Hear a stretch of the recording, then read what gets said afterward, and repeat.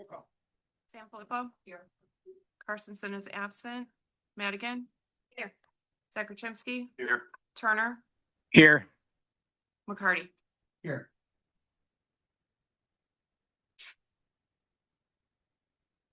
Okay.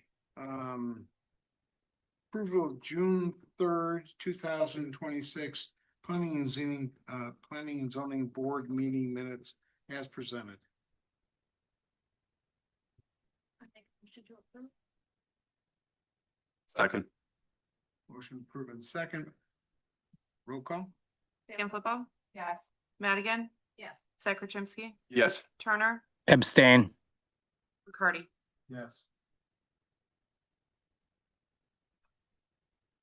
Okay, is there any public comment written down No. We have no. this time? Okay, so everybody's here for their respective new business order. Do we have any old business?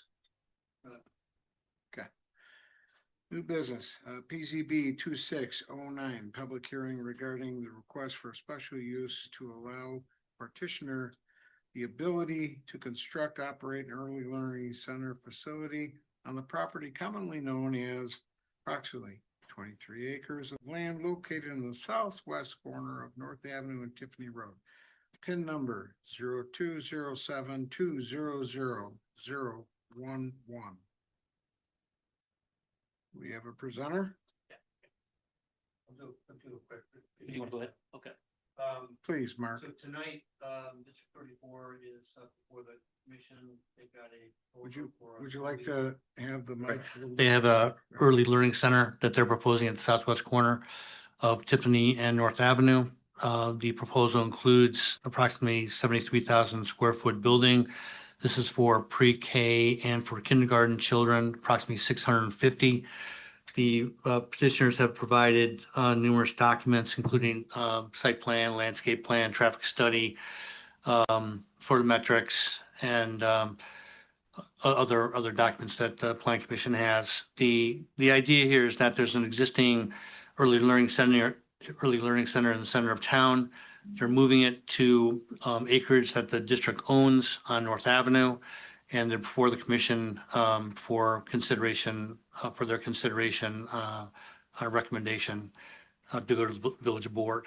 There are numerous items of discussion, most likely relative to this. I'm here for any questions, and the District 34 has their own consultants and people to discuss. We're here for a presentation from District 34. Sure. Please state your name, your address for the record. And if anybody is going to speak to this event, please stand up, raise your right hand and be sworn in. Do you swear to tell the truth, the whole truth, and nothing but the truth? Thank you. My name is Aaron Broviak. I'm a superintendent at Antioch School District 34. My residence 1550 Eagle Ridge Drive in Antioch, Illinois. Here I also want to just let you know who we have with us here tonight, so you have an idea of the experts in the room who can also answer a lot of the questions that you may have. We have with us our architect is Leggett Architect. We have with us our owner's rep, which is CCS International, which also previously did work on the Antioch Library. Just so you know, their name is CCS. They're kind of changing their name, going through a name change. They're also called Concertus. We also have our traffic consultant, Tara, and we also have our civil engineer, Mackie, are here with us, and they'll be able to answer any questions. And also we'll be doing some presenting after I open up as well. Okay. So again, thank you for being here, for allowing us to be here tonight and present on behalf of the school district. Just a little bit, I know Mark talked a little bit, just a little bit what brings us here to the situation. I'm going to kind of set the stage for why we are looking at building a new early learning center. So our current existing building, as you know, off Main Street in the current Mary Kay McNeil Early Learning Center. It was built in 1928, so it's approaching 100 years of age. You know, when you have a building of that age, there's a lot of work to be done. So it comes to a crossroad decision here of, do we continue to put money into that existing location, or do we look to renovate And we looked at different options. We had a couple site locations and we decided to look at our location on Tiffany and North as the best option available.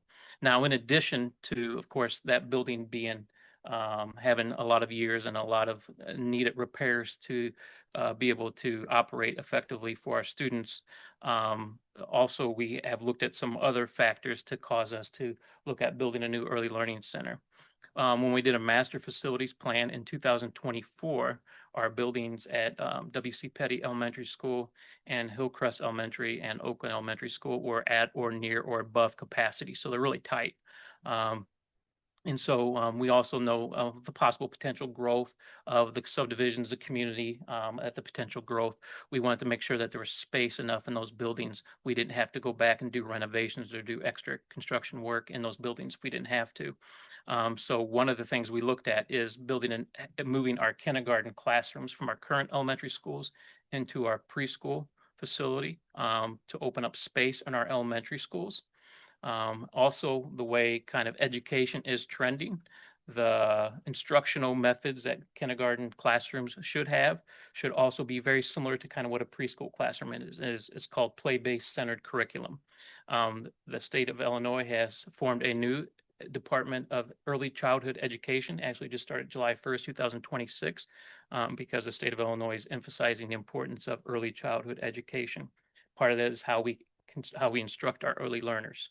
And so looking at those things on the table, bringing our kindergarten and preschool classrooms into one building makes a lot of sense for our other capacity in our other buildings, for our current existing building, and for also instructional purposes of how we lead and guide our learners. So those are the reasons that kind of led us to where we are at in looking at building a new early learning center. The existing site location to add kindergarten just didn't have the space. Our current early learning center has multiple levels. Preschool students can't climb stairs, so I don't think it was never intended to be a preschool building. It has a gym floor that's buckled. There aren't restrooms inside classrooms, which preschools are supposed to have restrooms inside classrooms. So there are a lot of factors in the current existing building that just don't fully function. It was a temporary solution for our early learners, but it's not a permanent solution for our early learners. So a lot of those reasons led us to where we are at here today. With that, I will go ahead and turn it over to some of our team who will come up and present and talk more specifically about the site and hopefully answer some of your questions.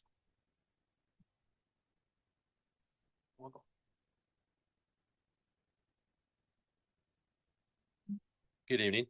My name is Brian Krebs. I'm with CCS Concertus. We're having a little technical difficulty with the presentation, but one of the topics that I wanted to cover was, obviously as Aaron mentioned and Mark mentioned, we're here for special use approval and site plan review. We did want to,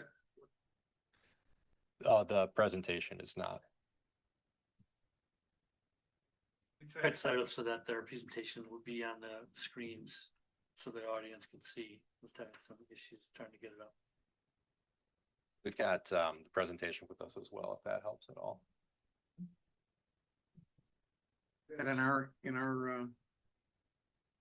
paperwork that we have from us, You have other documents, but they the provide. presentation is completely separate.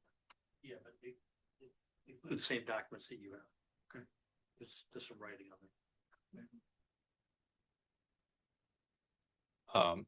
So as I mentioned, special use approval, site plan review. A couple items that we wanted to mention up top that we'll be requesting deviations from the zoning ordinance, being the sidewalks along North Avenue and Tiffany Road, the plantings along the property line or along the west and south of Tiffany Farms, and the landscaping within the parking lot. I'll turn it over now to the architecture team to go over the site plan and architectural drawings.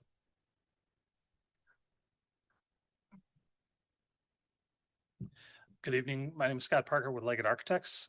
My address 1719 Mulberry Drive in Libertyville. Mr. Janik, oh, here we go. Just in time. Sorry, Brian. You get the short end of the stick on that one.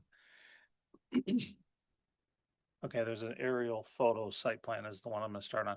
And Mr. Janet kind of explained, obviously, I think you're all familiar with the site, the corner of Tiffany and North, immediately adjacent to Tiffany Farms. It's about 23-acre site. It's got quite a bit of slope, which I'll show. The next slide shows how much of the drainage goes to the west mostly and the south. You can see all the contours, quite a bit of slope there. So that's over 10 acres of the 23 acres that drains that direction. So that was one thing that was important to look at, and you can see the other flow directions for that. Then the next slide has an aerial photo, shows just in a quick graphic format where the building and parking are positioned. So there's a kind of a plateau towards the the northeast off of Center is where the building's going to sit. And then the parking just north of that. And there are two entrance points we've identified. One is across from Trevor, is the sort of the main entrance towards the front of the building. And then another entrance exit point off of Tiffany about halfway down the site. Next slide shows the site laid out as it is. We have two large stormwater detention ponds, northeast corner and northwest corner and southwest corner. The site also has several wetland locations. The shaded rounded area about halfway up on the Tiffany side, that's a wetland area that our drive is wrapping around. We don't want to disturb that because it's more than 1/10 of an acre.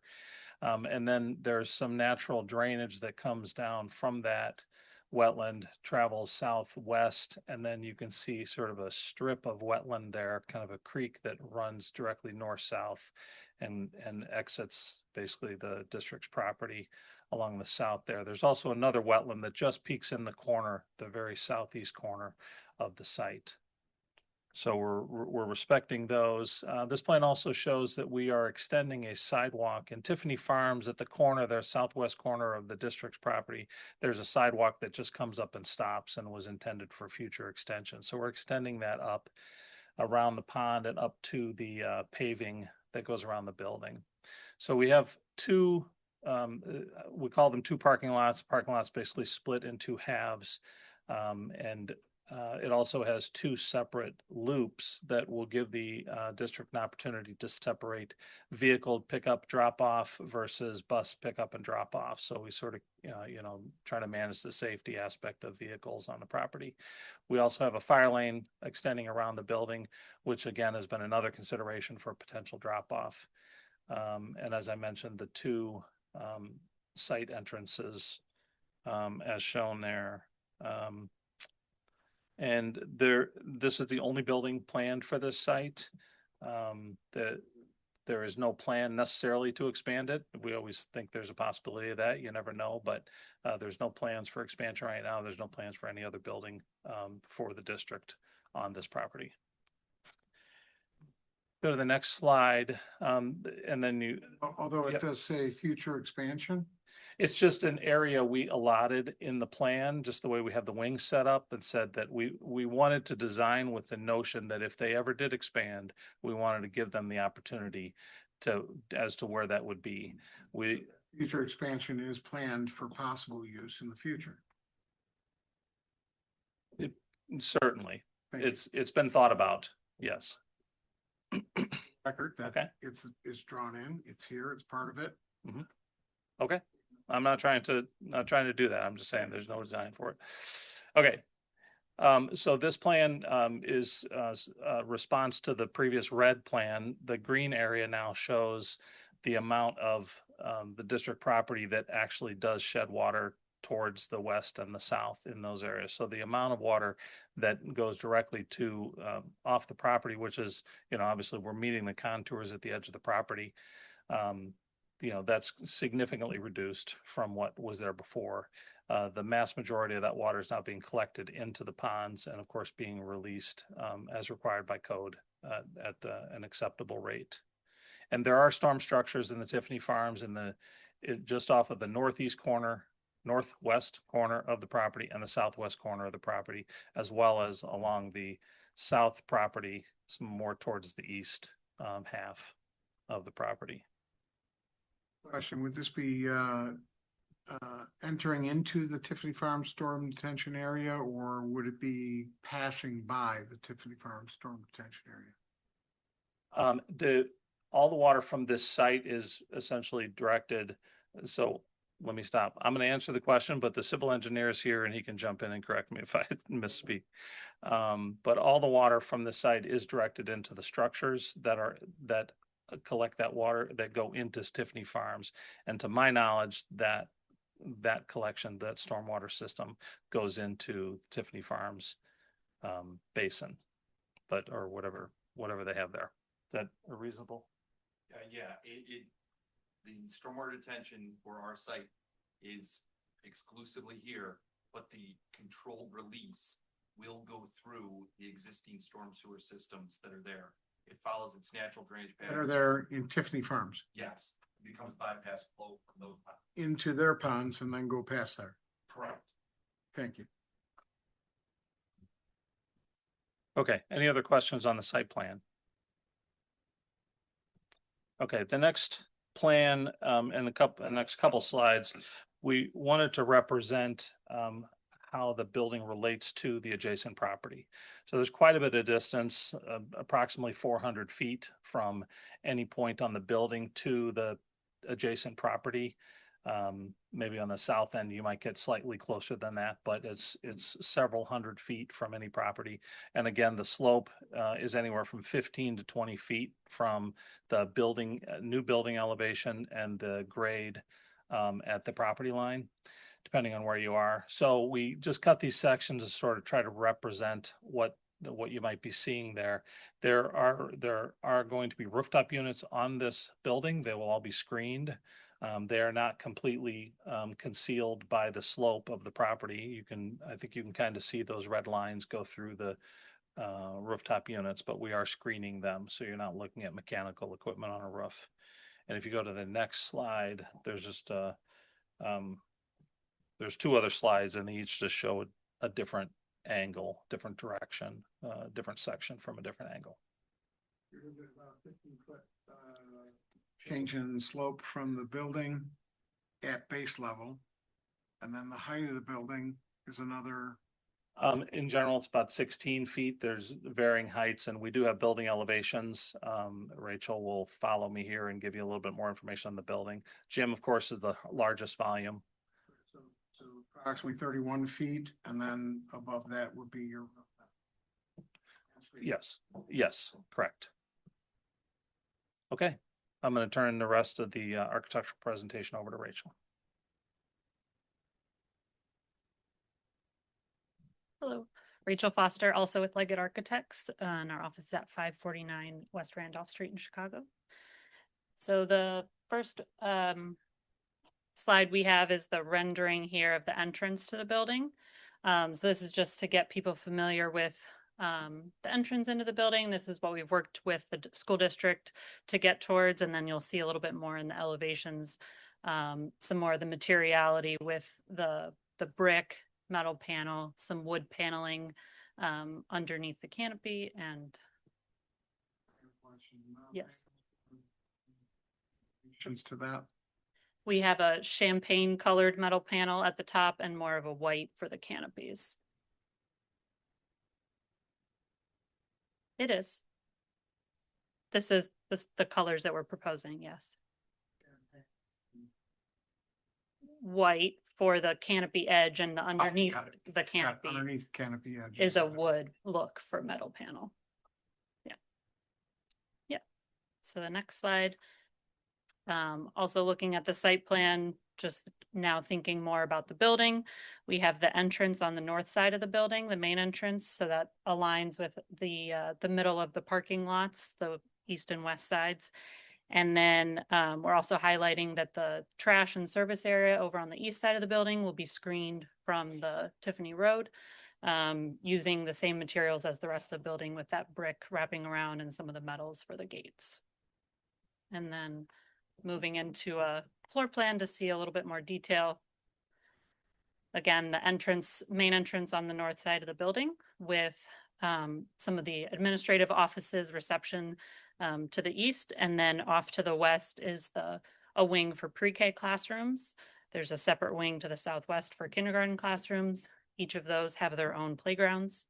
And then there's a central courtyard that brings a lot of daylight into the space as the students circulate throughout between the classroom wings and then the services over on the east side of the building, multi-purpose room / cafeteria and a gym space. And the gym space is sized for middle school basketball games. So that can be used nights and weekends for the community. The playgrounds on the outside of the building are fenced in, but can also be used for the community on nights and weekends with gate access on the outside. Rachel, can you talk about pre-K and K children where they enter the building? Yes, that'll be more clear on the site plan operation page, if that's okay.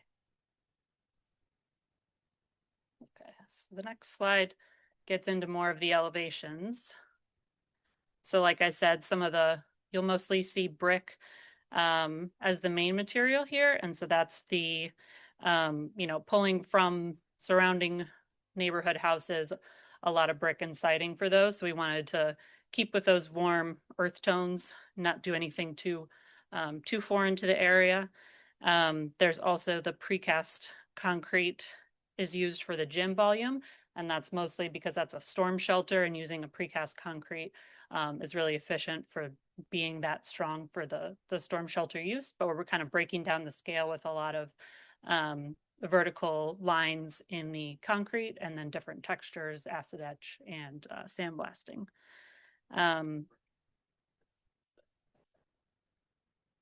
Oh, that screen. I don't know who's controlling that screen. Is the metal panel going to be multicolored like the other schools that we've had in town? No. There's just one color of the champagne that's above the brick, and then one color that's used at the canopy entrances. And so, yeah, we have some call outs of there'll be a range of colors of brick, but then just the two metal panel colors and the precast. And like Scott was mentioning before, the heights of most of the building range from 16'8" to the top to 22 feet. And then the gym is the only volume that's taller than that at 34 feet. Yes.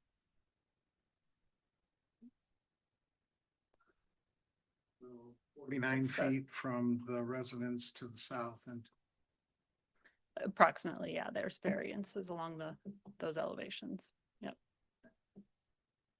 And then there is some signage shown on these elevations and what you saw in the rendering. And just a note that will be a separate package at another time when the district puts forth an electronic message board for the site as well, similar to other district buildings, but we're doing that as a separate submission. Okay, next slide. Going into site operations. So like Mark mentioned, we did a traffic study was completed for the school and the surrounding area. And we've been working together with him to talk through what some of the options are for those traffic studies. Obviously, or we've heard that the West Highview Tiffany intersection receives a lot of traffic at the pickup and drop off times for those two schools, the W.C. Petty and Oggs schools coming in and out. And so the district has a trained traffic control person that helps those flows, and they can also use that at the new school to help with any traffic concerns. But the traffic report goes into a lot more detail of what the current traffic flow is, what they expect it'll be on opening day, and then what happens if we add in stop signs. We have Terra Engineering.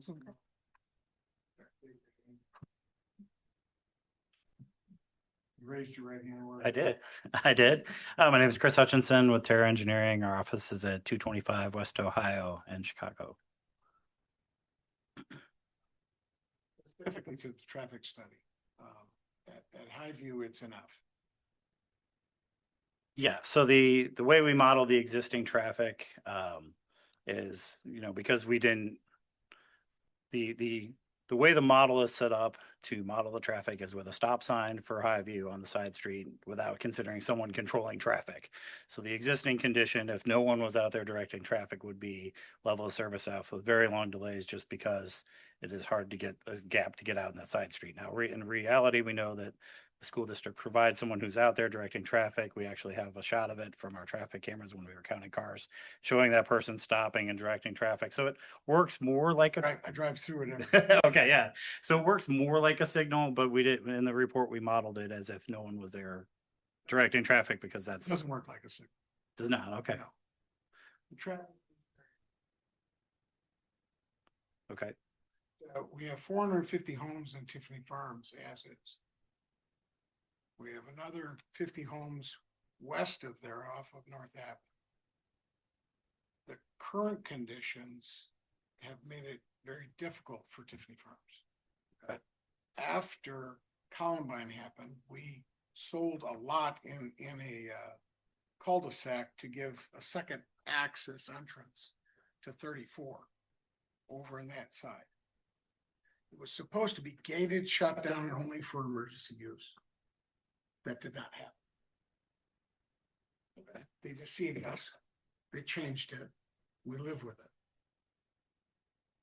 it. So the traffic that runs through Tiffany Farms, specifically Tiffany Road and Summerlin, that go back and forth to the schools that are already in existence, is excessive. What happens on Highview is excessive. It doesn't work. So we need to plan this better. Okay. Not say a person standing there at that entrance is going to direct people in and out perfectly fine, like it's a traffic light with turn lanes and other things. That's not happening. Okay.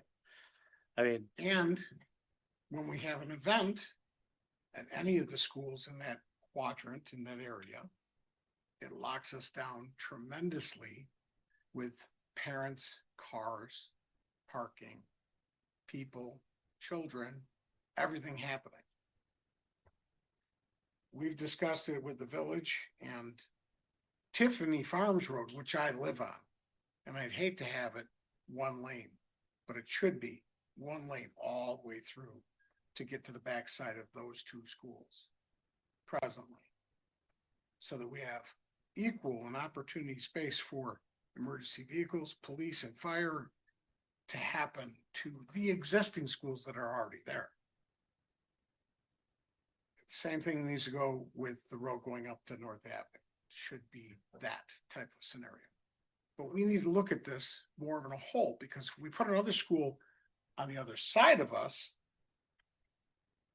that entire subdivision and all the people in township down North Avenue to the west are gonna be landlocked when we have these events happen. And 2 times a day, drop off, pickup.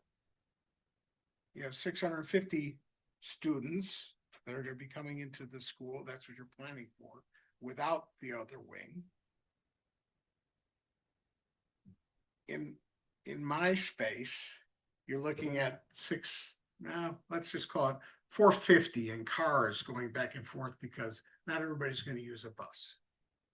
Parents don't do that today. okay. That changes your report that you've given us and how things should be looked at for that area, because it's been failing already. Okay. I mean, I guess like several things there. The enrollment that I was given to do the study was 540 currently. I don't know if that 650 would be with the additional 50 is what's with the been additional presented. wing. Okay. And the stats from the school district currently show that with the pre-K and the kindergarten, that about 70% of the kids currently ride the bus to kindergarten and pre-K. So based on that number, we went with that. Studying OGS and WC that and the whole back way through something like that was not part of our scope to do. We weren't studying those two schools specifically. We just did the counts at Highview. Be included into what we're doing if we're gonna add another school to this area of what we have for schools. Oh, okay. Like I said, we did count at Highview, we did count at Summerlin as well, so we do have the volume. There is clearly volume coming out Summerlin in the morning. So, we did count that and included on our report, the people that are already going out that way that are then driving past this site are in that volume that we're measuring to do the report. So, I hate to blindside you, but no, I mean, that's fair. it's just real world stuff that happens every day that we see and witness all the time. Yeah, that's fair. I would say, typically someone directing traffic should be able to operate it similarly to a signal. They see a queue, they let them go. They see a different queue, they stop and they let other people go. Depending on how good they are at it, I guess is part of that, but they're supposed to be well trained to do that. So can I ask a question? Sure. Because right now, District 34 only has the traffic controller out there during the AUGS school hours. And so with the addition of the new elementary school, it's gonna, it's running similar in time, the school day to the other elementary school over there, W.C. Petty, which right now there is no traffic control out there. Is the district proposing they're gonna add that? Or are we looking at putting in a four-way signal or?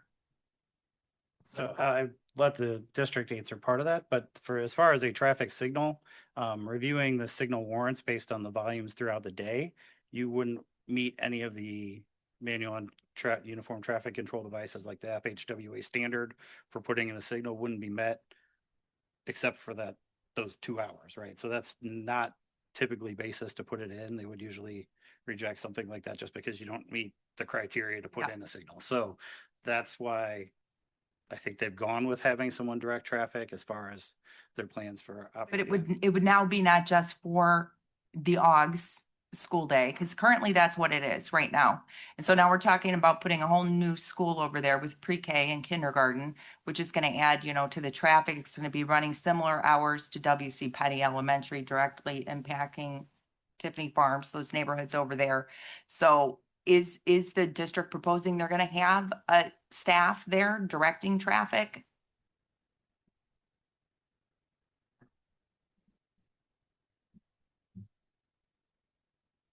Frito French, D34. I'm at 564 Beacon Lane in Round Lake.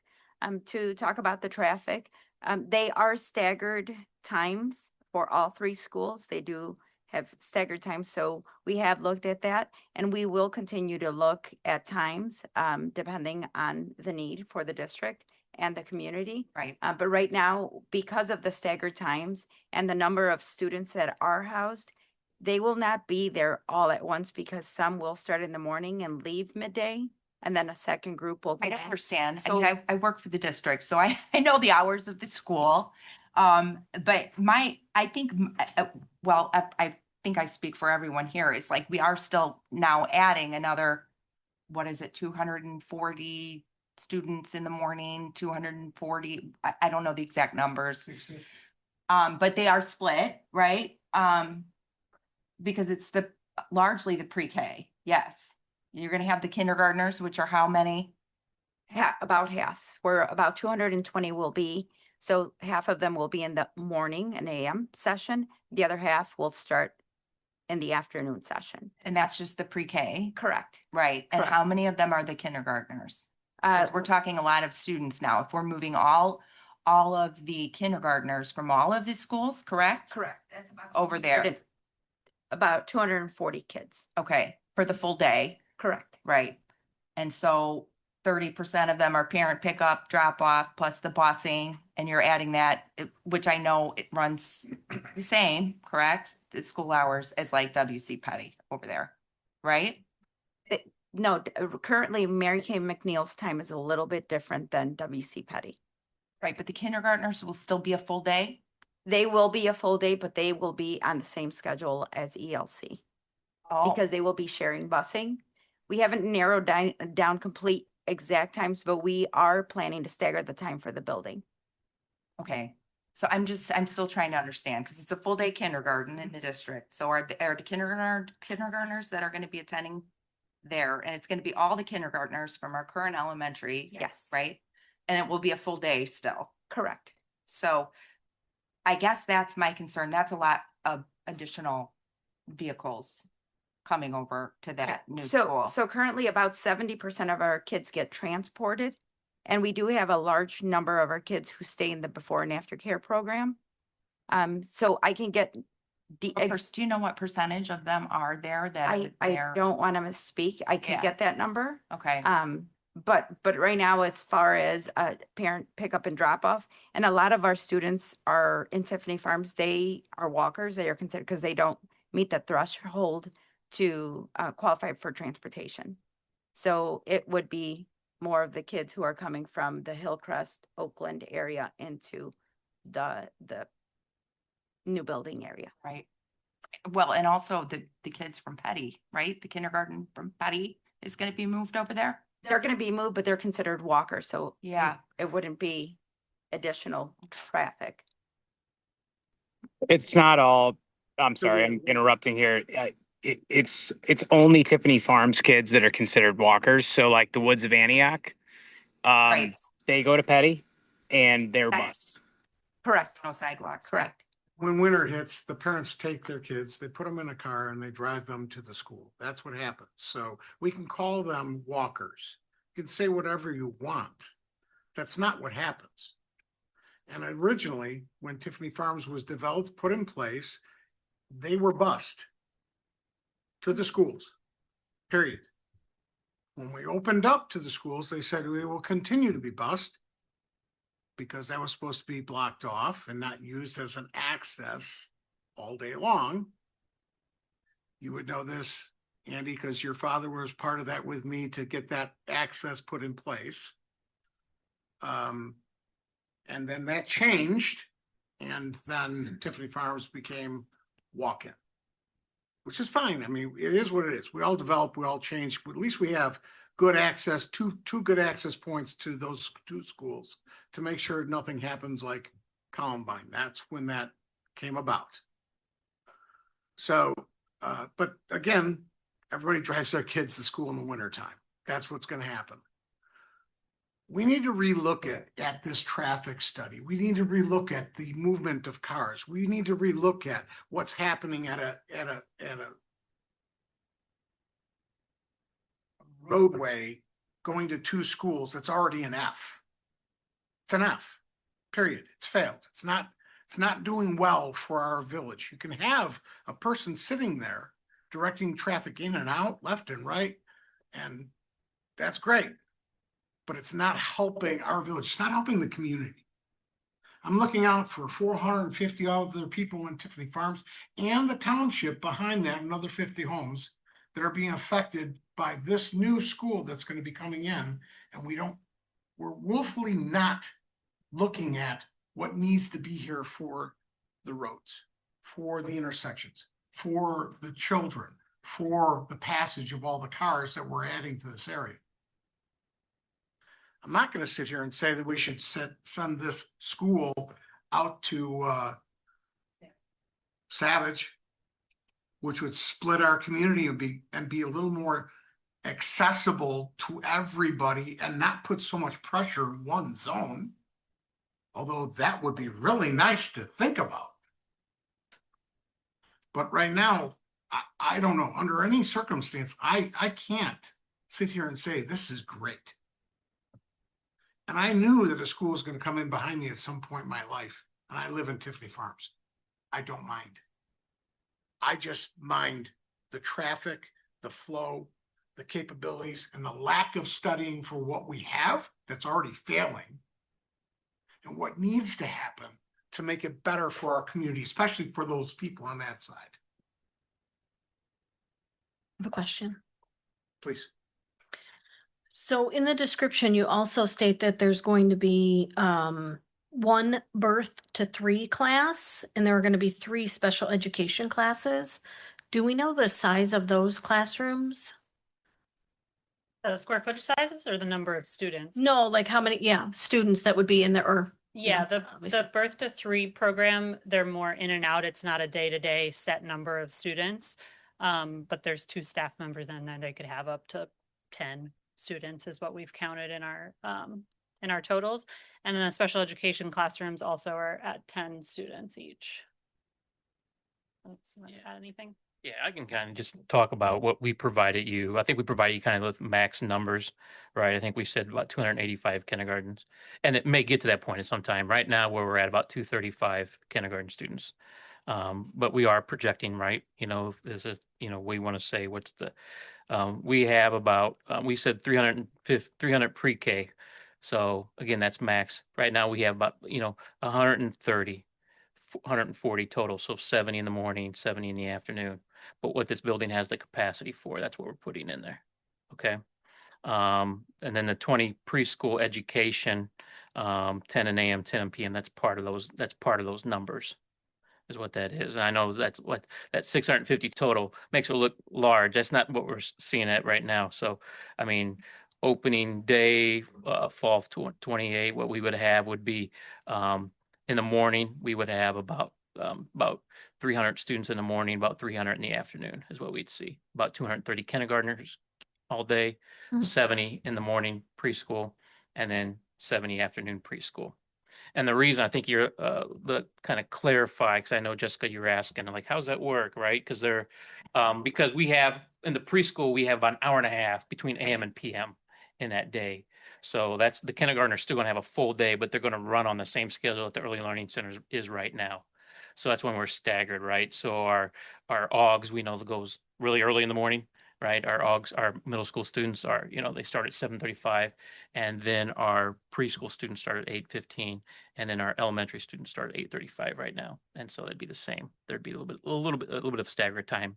But, you know, like Bob's talking about what really happens, you know, there's a lot of that traffic at 8:15 and 8:35. That's going to be similar. The AUGS traffic should be cleared out by then, but then you have some of that WC Petty traffic and the early learning center at that time.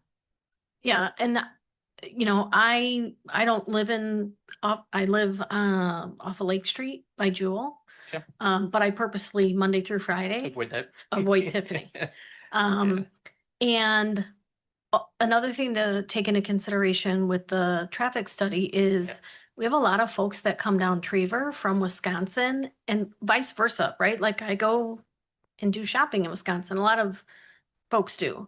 So I think that definitely should be a consideration as well. I drive 173 every day and it's a nightmare. I can only imagine what Tiffany and Trever and North Avenue is going to look like with all these additional cars. We also have, in the near future, we also have another subdivision that's being Yes. presented, which is on North Avenue and Tiffany, on the north, east side. And that's gonna add another, Mark? Approximately? Approximately 175 more homes with residents driving in and out in that area. And one of the main areas of concentration is gonna be at Tiffany Road going into that subdivision and then around going up towards Trever. So you're gonna have a lot of a bottleneck increasing unless we plan this properly. And right now, with what I've seen, unfortunately, it's not looking at what the community needs to have planned properly for traffic flow. And I understand the staggering. That's a wonderful concept. It's great. I love it when it's going to work out well.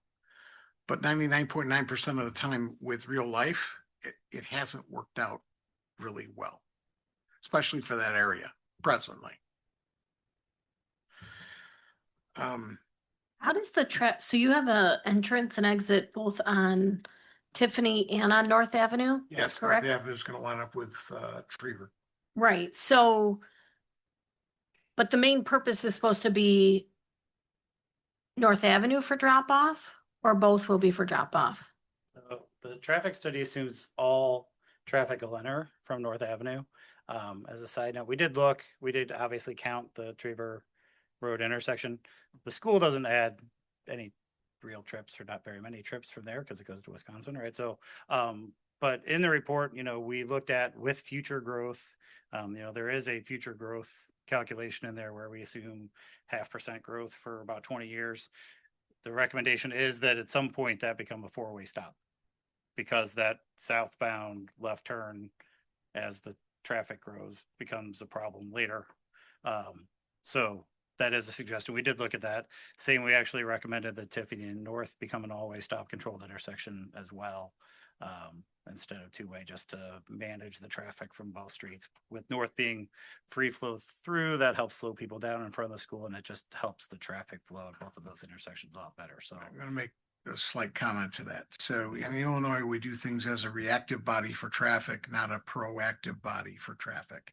And I don't want to do that in my town. So I don't want to react to something. We already have enough. We already have enough. It's not working presently for our community in that section. So proactively look at this and let's plan this for the future along with those other houses that are going to come in on North Avenue and Tiffany and everything that's going to happen in this area. Now, you also have your traffic coming in for parents on North Avenue, but your busing coming in from Tiffany, correct? correct. And we do have some parents. And exiting. we don't see an issue with that. I mean, you're gonna have a bus load.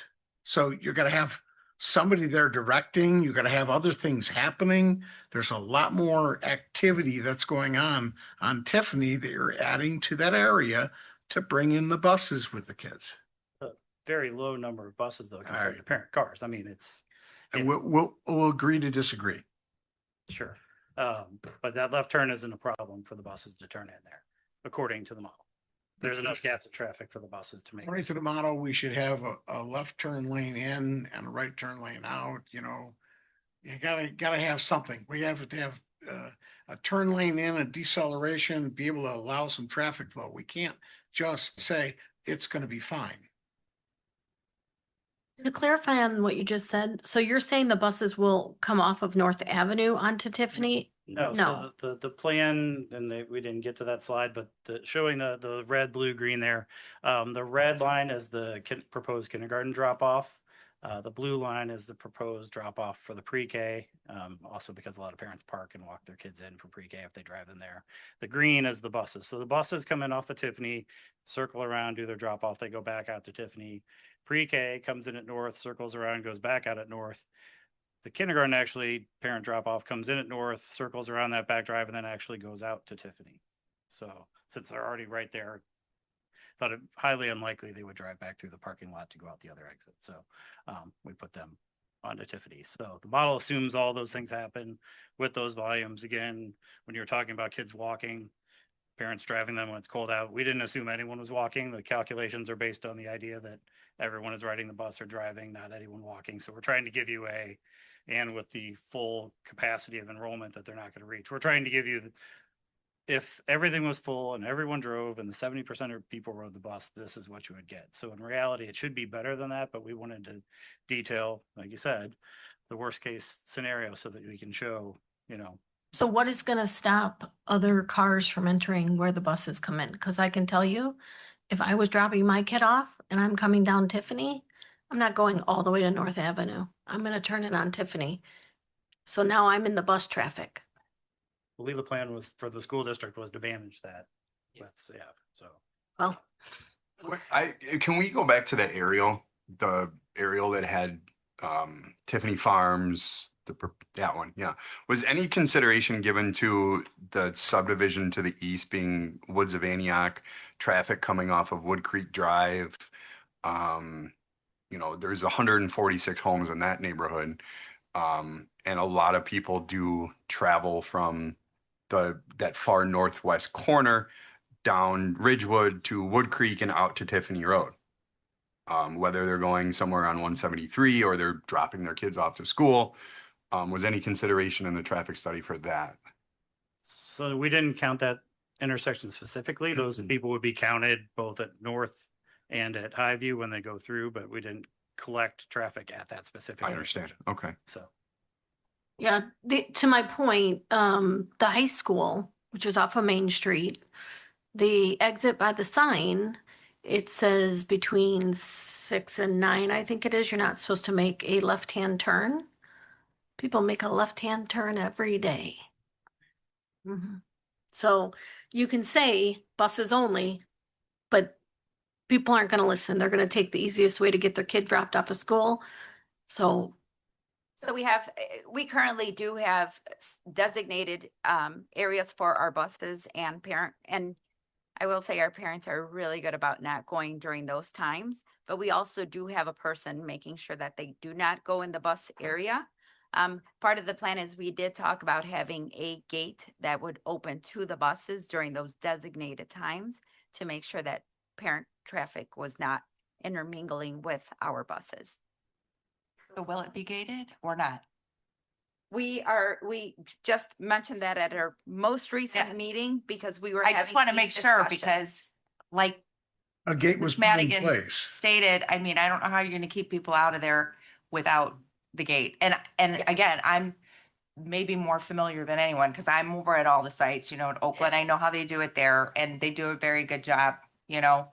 And I know how desperately we need a new early learning center too. So because I've taught in that building for years and it's So yes, we are taking all of our lessons from the other buildings and making sure that we don't experience that here. And then continuing to grow through it.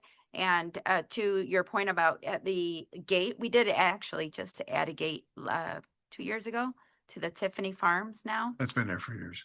No, we just added that about a Years, couple of years. 2 years. Yes, 3 2 years. years. But it was supposed to be there from the day one when they opened it up. And they didn't put it there. And it was supposed to be locked all day long with special keys for the police and fire only. Never happened. We tried it one day. Just saying. Sorry. No, but it is, we did, I did see that in the minutes. History reacts itself, and here we go. We're just talking about what has happened, Yes. what we have experienced, and now what we're left with. I understand, I get it. I mean, our schools are fabulous. They're the best schools in the area. I have 6 kids, all went through college. I have 3 with their masters and 1 with a PhD. So Antioch did that for my children. I get it.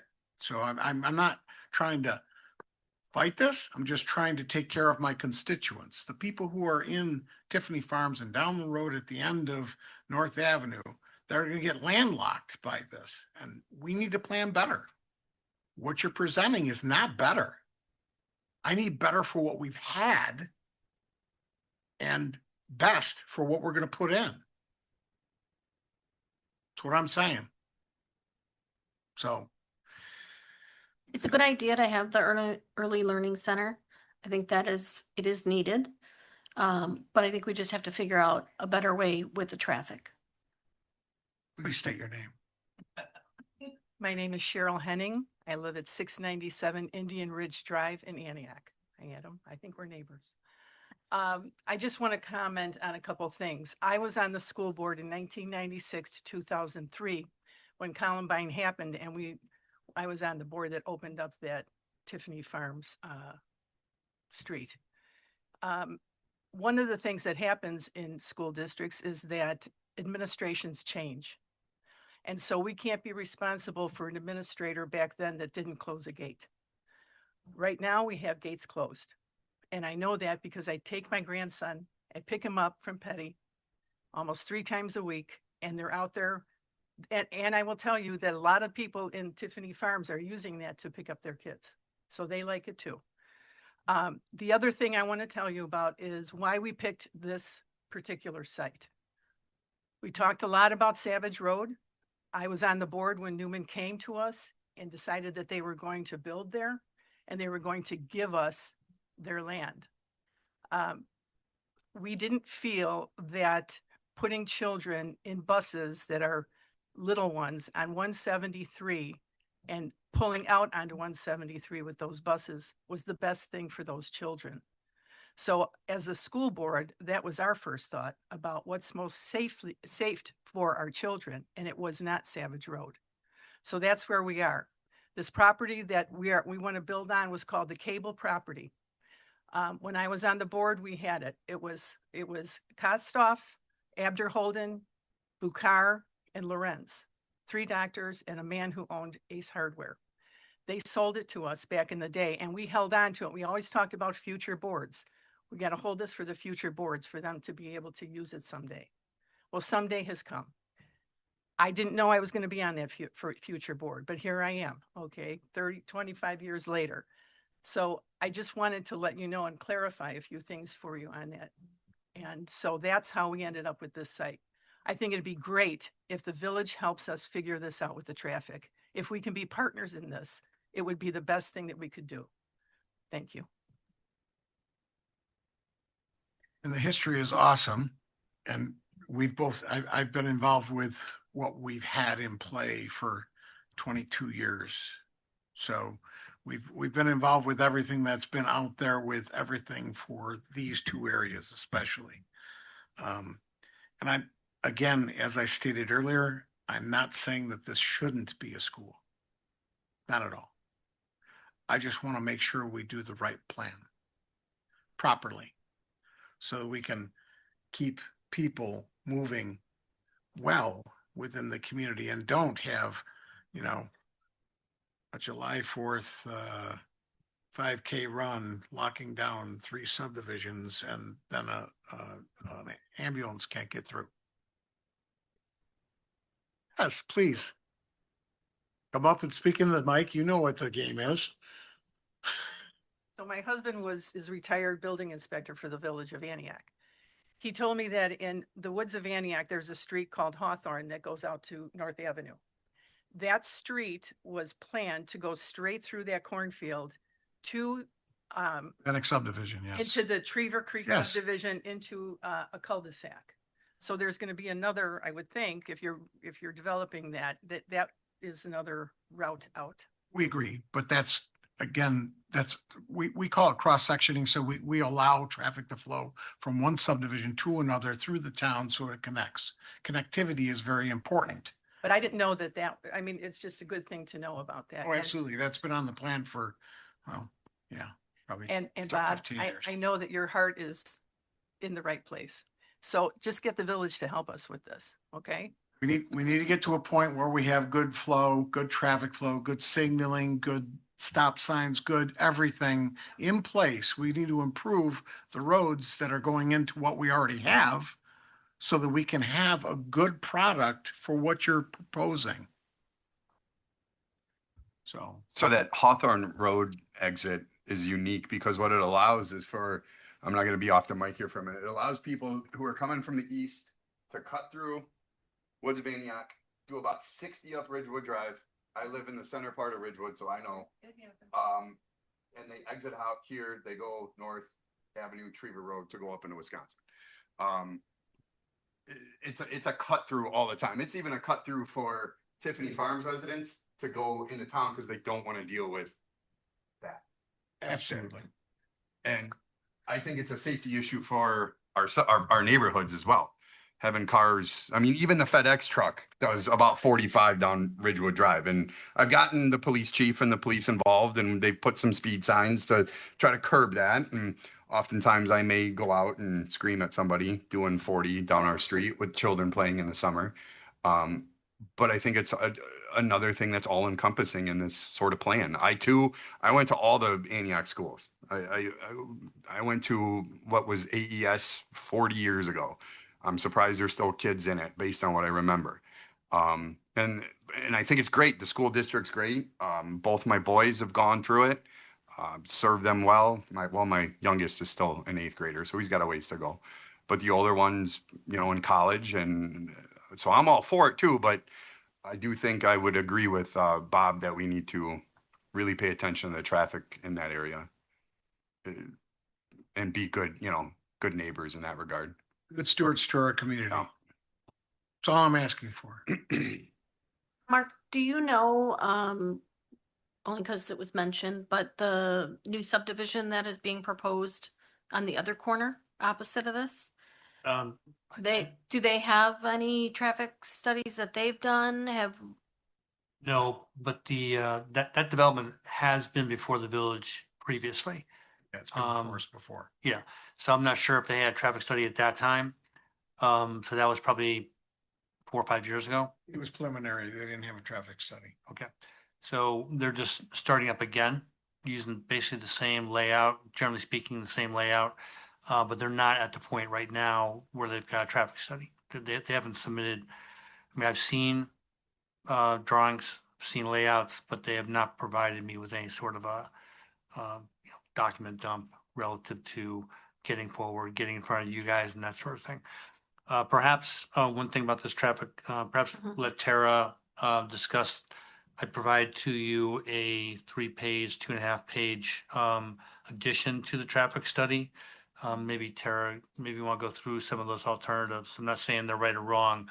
I'm just saying that they did have take the time to consider some changes to the roadway and that sort of thing. Sorry, Uh, to finish my point. So I just think based on like what Cheryl was saying, right? So if the village works with that builder and works with the school to come up with a plan for that whole area, I think that would also help. So everybody's on the same page there.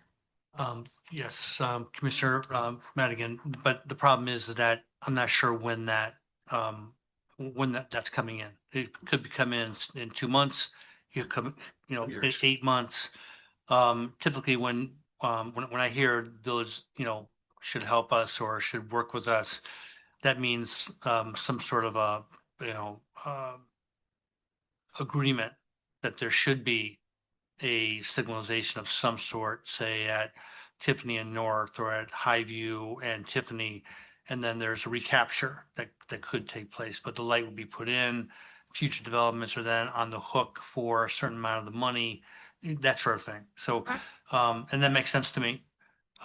We just don't know when that's gonna come in. And I think part of what you guys are talking about is like the situation is right now, what's gonna happen if they open up in a year and a half, and let's say that development hasn't taken place yet, but then it does take place 6 months afterwards. I mean, I I'm just trying, think it's something that has to be considered, right? We don't need to be reactive. We need to be planning. And that's where I'm at. I appreciate, first of all, this I just got tonight. The memo that he was. Yes. Okay. So I haven't had time to review this, talk about it or otherwise. And even if you present to me tonight, I'm not going to work off of that That's right. as an ability to make a plan or think about. And based on our comments, I'm sure that you'll be able to put something together that's more comprehensive, more capable, and more acceptable to what we're looking at for issues within our community. That would be where I would ask us to move towards. Okay. A more positive scenario, taking that subdivision into play with the amount of homes that'll be there with the preliminary plat that we got from that. So at least it shows what's happening. And your subdivision, and take that all into play, because we can't just take, a couple roads and a couple entrances and a couple exits and say, oh, it's going to be fine. Because it's not already. So we already have problems. Well, let's make it better before we make it worse.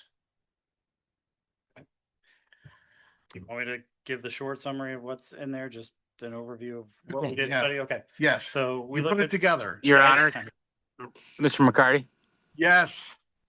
I go ahead. I raised my hand on the screen. I don't know if you guys saw it. I'd like to just chime in here for a second. Thank you. Look up. So there's been a lot of talk here, and I just wanted to get my questions in before we went off on a different direction. I'll first say I was very excited to see that the district is still going to name it Mary Kay McNeil. I saw the rendering there. I think that's super important to the community. So well done on that. She was my principal at lower grade. So I, kind of close to the heart.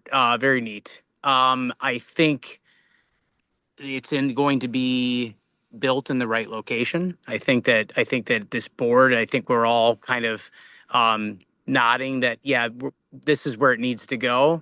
But I think that the room, I can't see how many people are in the room, but you're all feeling how much strain the traffic puts on the community. And I think that you're all feeling that tonight. I think that I sit in the same seat as, Mr. McCarty, where it's not, it's going in the right location. It's just, we got to come together and really think about the traffic dynamic. I live at the corner of Wood Creek and Ridgewood Drive, so I watch all the people fly past my house, and I always make sure my Ring doorbells are charged because there's almost head-on collisions every single day in front of my house. The main issue that we have in Antioch is just that we're landlocked by lakes. The train system is a disaster. So North Avenue, people going in and out, going across the tracks there, it creates, and I know that's really difficult to put into the study, but that's what you're feeling in this room tonight. How many homes are in Tiffany Farms? Over 400. Every one of them, including the people sitting on the board here, cut through Woods of Antioch up Wood Creek Drive to get into town. So it's one of these dynamics that, like the Woods of Antioch and Wood Creek Drive, that really has to be taken into account on how this is going to impact, the flow of traffic. It's going to be significant no matter which way you cut it. So just a couple comments there. One question that I had was, you talked about number of students that are driven versus bus today. What was that percentage for kindergarten and pre-K? It was about 70% on the bus and about 30% parent drop off based on All right, so current info, or I guess. right, that's the numbers that were provided to you. So I'm just thinking out loud here because I'm trying to come up with a solution, something to consider and think about. As a parent, I have 3 boys in the district right now. With kindergartners specifically, today, if you live out in Newman Homes or down 173, if your kindergartner is getting on the bus, and I don't need answers here, but how much time are they spending on the bus to go from out down 173, those neighborhoods out there, Red Wing View and all of them, to get to where they go to today, which would be Hillcrest? And then now, how much time are they on the bus today to go from there all the way to where this new learning center is going to be? So my guess would be most parents are going to probably bus their kindergartners to school. It would be my guess, or that at least that number is probably going to rise just from time on the bus. At least that's how my wife and I dealt with it, on a day-to-day basis. So it's just something to consider moving forward with your numbers. This is Maria Trito, answering the question in regards to time. We did run timing with our current routes, and it would just be adding anywhere between 4 and 5 minutes because we would be transporting kindergarten only and preschool. It wouldn't be all of the grades. So that's what we took into consideration when we looked at those numbers. And all of our routes, I know a lot of parents look at dismissal of bell time to when the children arrive at home, but in fact, sometimes there's 10 to 15 minutes between dismissal and when we actually roll the buses out of the parking lots. So all of our routes are under 46 minutes. We can't control traffic, but our goal is always to keep them under an hour from start to finish. And all of our routes last year were running some were running 10 minutes and some were under 40 minutes. So our goal is always to run our routes effective and efficient as possible. But of course, when you live out on Hunt Club Road, that's our furthest. It's just a long route. Yep. I know you guys do a great job there, and you have an uphill battle, right, with the lakes and with the train system that completely splits our town, and we all know how the Antioch Strangler can happen. It's difficult at times. So I think that you guys do the best that you can with rush hour traffic in the morning. There's just going to be scenarios where those routes are longer coming, when you're busing a kid, it's just distance, right? So I'm just something to consider and think about. You may have more people driving their kindergartners to school when this school is built. That's all. Thank you. Anything else, Andy? I'm good right now. I think I've made my case on the, I'm looking forward to, working together on this traffic study and trying to make it, the best that it can be. Yeah, I mean, that's really what it is. I think that the school is going to go in the right place. I'm excited about it. I've heard about that piece of property from, 30 years ago. My dad used to talk about it, but at the end of the day, we just have to try to make sure that it's as clean as it can be, because today it is a struggle. It really is. All right, thank you. anything else you'd like to add? So just to cover what was in the memo that you just got, because we knew that the Highview Tiffany intersection was concerned, we looked at a couple different potential methods to do some changes there just to see how they would function. The first thing we did try was to put an all-way stop sign there. That transferred the level of service F from Highview eastbound to the northbound traffic on, unfortunately, on Tiffany Road then goes to level of service F. Just because of the stops that are there. We then looked at what if we did an all-way stop control, but we added a left turn lane to split out some of that traffic going down Highview to the schools versus the through movements there with an all-way stop. That did potentially function as C's and D's. For the throughs were C's, the eastbound was a D. So that is something that is, a possible solution. We then looked at just what if you added a right turn lane on Highview at the intersection to allow the people that are turning right, since that's the heavier movement, to slip around the people that are going to the left. That makes the right turn look great. It operates at level of service B, but the left gets worse.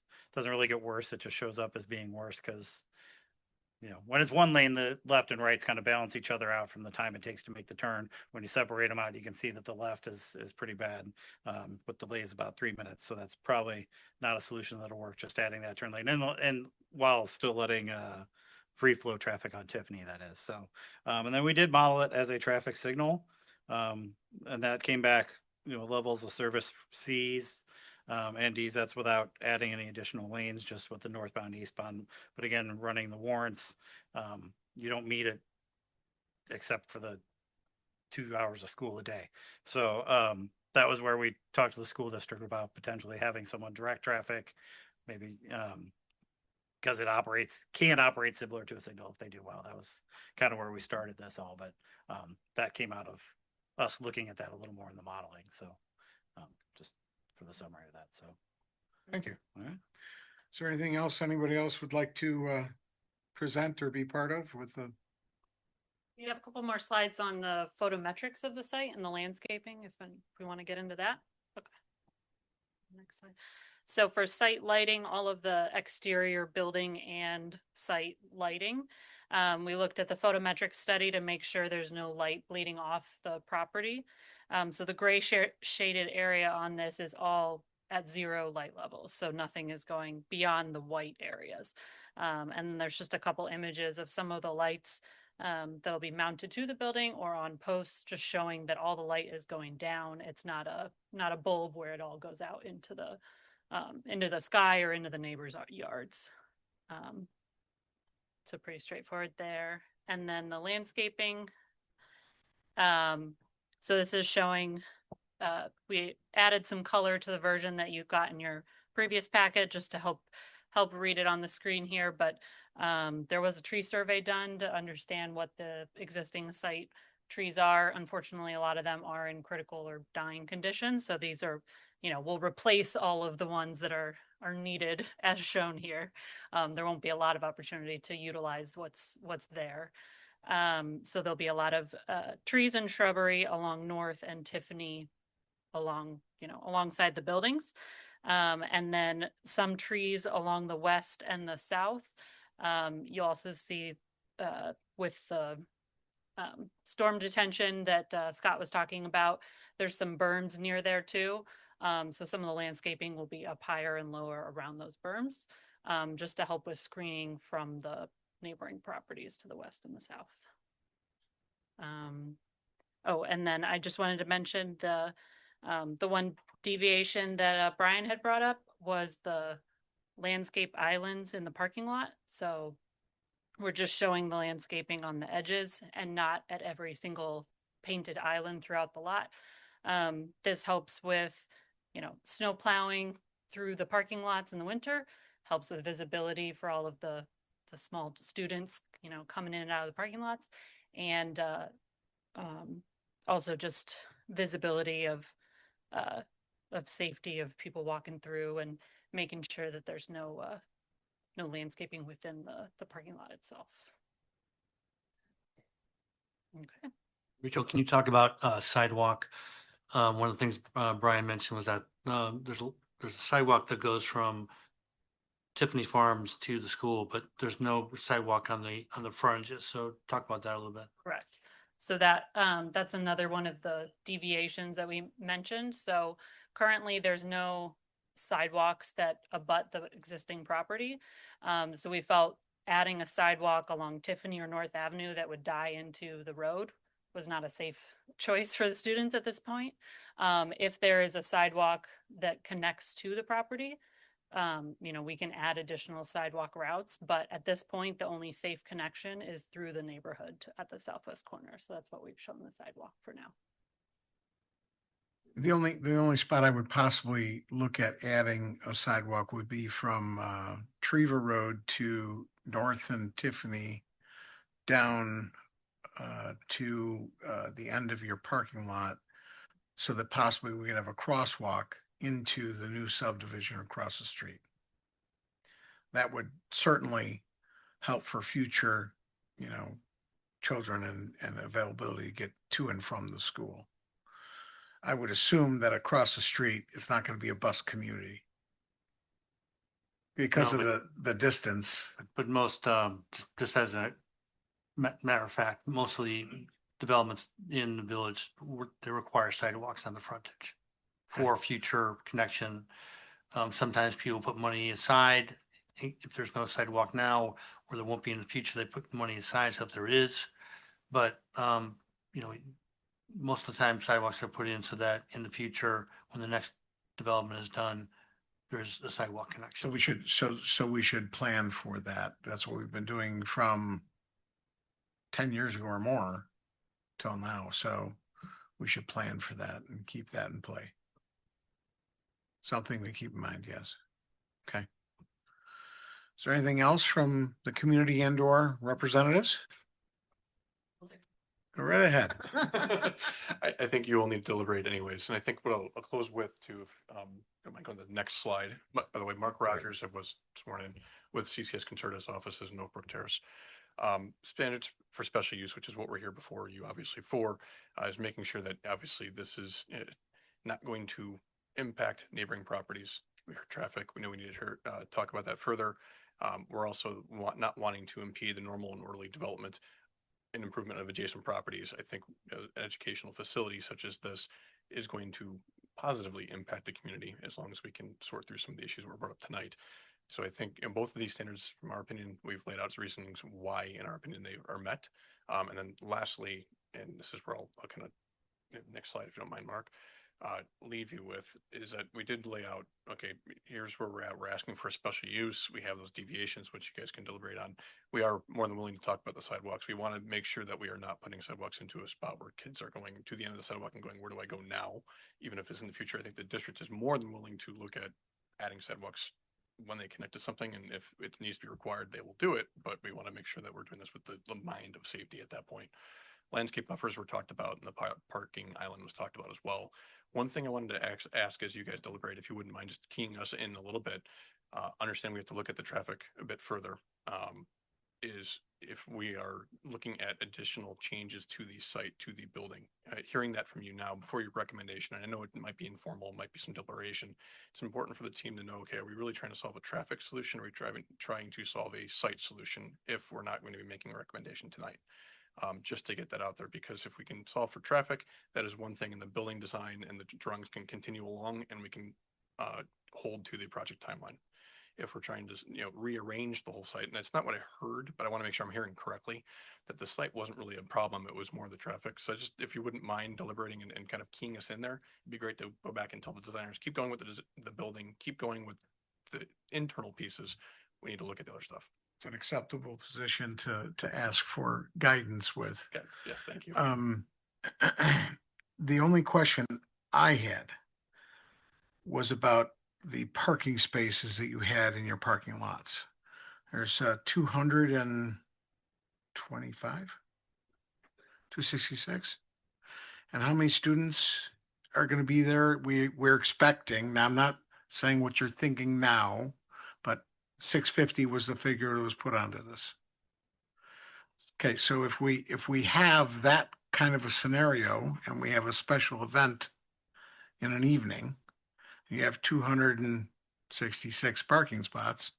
Every single one of those and 3/4 of the grass and the land around it are going to be used by parents, grandparents, aunts and uncles, significant others to show up and be part of. I hate to waste money on parking, but we've seen this play out at the two schools we already have behind Tiffany Farms. Thank God we have a busing center there with extra parking that they can bleed off to, and we have a church outside of that that they can bleed off to and they can park at also. It just crams the area when a special event happens for a school.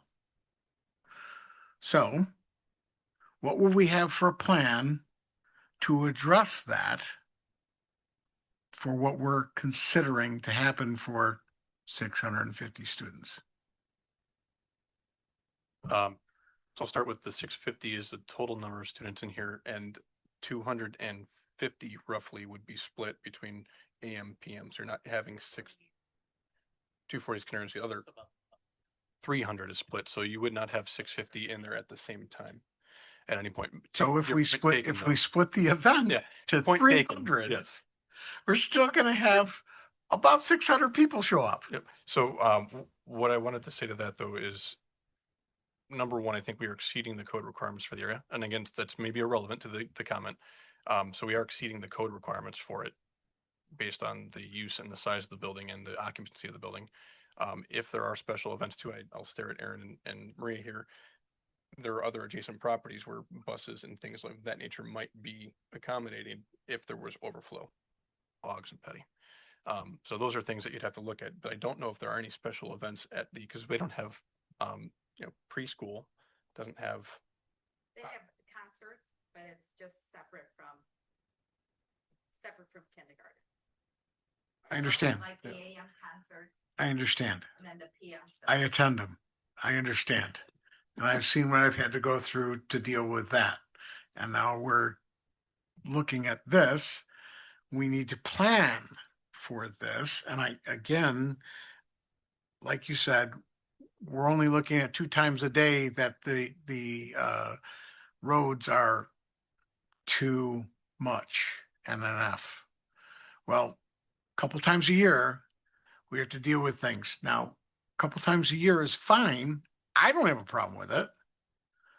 But if someone has a heart attack and they need to get an ambulance through to somewhere, and we've got it all clogged up, now I have a problem with it because we didn't plan. We have to look at things a little bit differently than just, it'll be fine a couple times a year. It's the Columbine concept is what we're looking at now to make sure we don't end up in a situation where something happens to somebody and we're all liable. One of the things that we like doing and advising is, okay, if we're trying to find a standard, what standard do we use? And that's where you usually fall back on and say, okay, we have a standard that is code. We're going to follow that standard. If we're looking for a larger standard, so we're not throwing a dart and guessing, is there a standard that, the village, I know you're not speaking for the village right now, but even in deliberations, okay, is there something that isn't in the books right now that we should be considering? And maybe that consideration is, what is the occupancy of the gym or something like that, where you're going to have those special events, and those special events are limited to the occupancy of the gym or the multi-purpose room that accounts for that number of cars. Maybe that's a good, and I want to, because I think we're going to be coming I back to understand where setting. you're coming from. Mhm. And Mark, if we can at least look at this and make sure that we're covering ourselves as best as possible for our village, for the constituents, for the area, and for flow and parking. Or if we have an alternate site on premises where we can put parking. I don't know what to say to And I that don't wanna- event, but yeah, and I think we want to look at, make sure that we don't impact the stormwater negatively too. Obviously. Getting more. obviously, I get it. Because I know what Bob's talking about with an event at Petty or Hogs. It's parking on the grass, and even we have that issue at Oakland. Hillcrest, we do not. Rarely. I mean, that one, we have a good sized lot that we are able to accommodate. This spot, we have just as many spaces at this one, at our ELC than we do at our Hillcrest lot. So we wouldn't, we had the entire kindergarten at an event. That's 250 students, say. So there's 266 spots.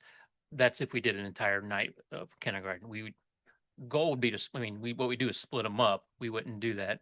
But let's say hypothetically, because like you said, who knows, years down the road, administration, they may say, hey, we're having a whole kindergarten here tonight, right? So. And right. that's what has happened in the past. Right. So I understand what you're saying, but what we're saying is right now, our largest lot, this is much larger than the Petty lot and larger than, the Augs. And this is about, we're looking at Hillcrest and we're able to accommodate those events in the evenings at Hillcrest when it's just Hillcrest families. Yeah. Okay.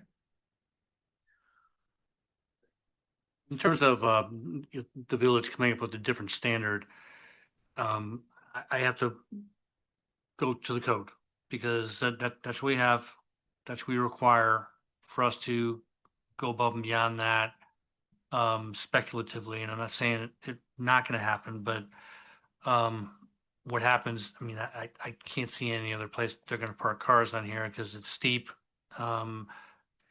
So what's going to happen is they're going to be restricted to a certain number of cars and people are going to realize they can't get in the site.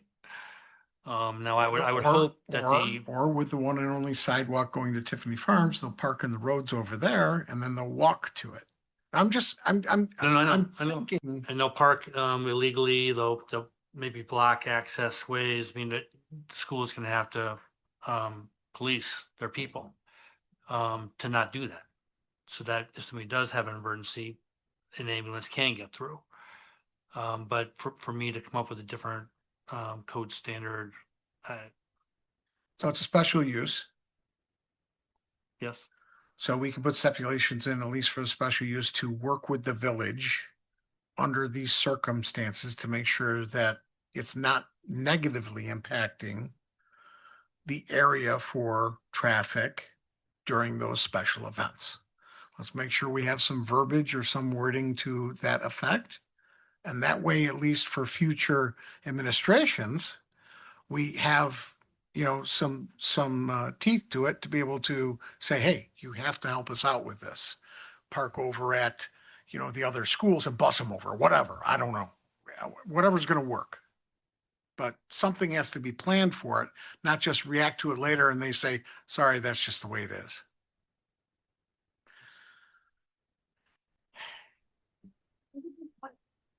Please. Done? Okay, so I just want to wrap up. Thank you so much. Good discussion. Wish we could have had you guys some of the planning sessions we were going along, but good discussion. We, as you could see, as you probably saw the presentation of our building too, we really wanted to make sure this is a building that fit into the community, that blended in and was a part of. I know we are going through the design processes. I know our administration and the board kept emphasizing with architects, we want this to be a part of the neighborhood. We want the neighbors to be excited about the building, that it fits in with what they got. I know was specifically on the design, wasn't pointed out, but you'll see some of the design on the bricks on the building is supposed to be reflect like a wave, representing the waters and our lakes of Antioch. We like the authentic by nature theme of our community, and we try to incorporate some of that with some of the landscaping and some of the design and the brick of the building. So we tried to make it as part of the community. And we want this, and we met with the Tiffany Farms families last week to get their input, to hear what their concerns were. We really do want to make sure that this is, well, obviously this is a building for our kids and the kids of our community, but we also want this to be a great building for our community as well, and that fit in well, and understand the concerns about traffic. The concerns about traffic are throughout a lot of parts of the community. I know we're excited about the safe routes to school work that we're doing with the village right now. We're working with them on that as well, to help build some safe routes for our kids, which we're really concerned about in the schools. But we also want to make sure, again, we are a good part of the community and that this works well for all, and that we have a good relationship with the village as we work through on making this work well for everybody. So thank you. Appreciate that. Okay. One other subject is the possible addition that's on there. If by chance that comes up and we're going to expand this building beyond what we're already talking about, we're obviously going to have to look at parking for that area also. Okay, so as long as we have an understanding and that's at least put into text, so we're not just blindly saying, here you go, and you can add this and then not add any parking for anybody else. I would look, I guess I would look for a motion to,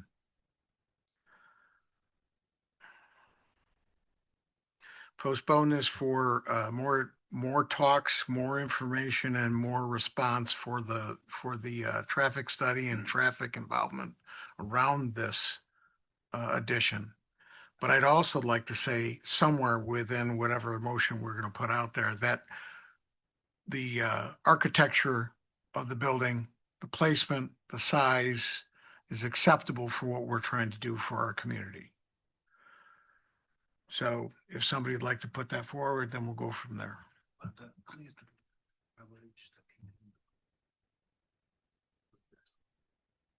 Okay. All right.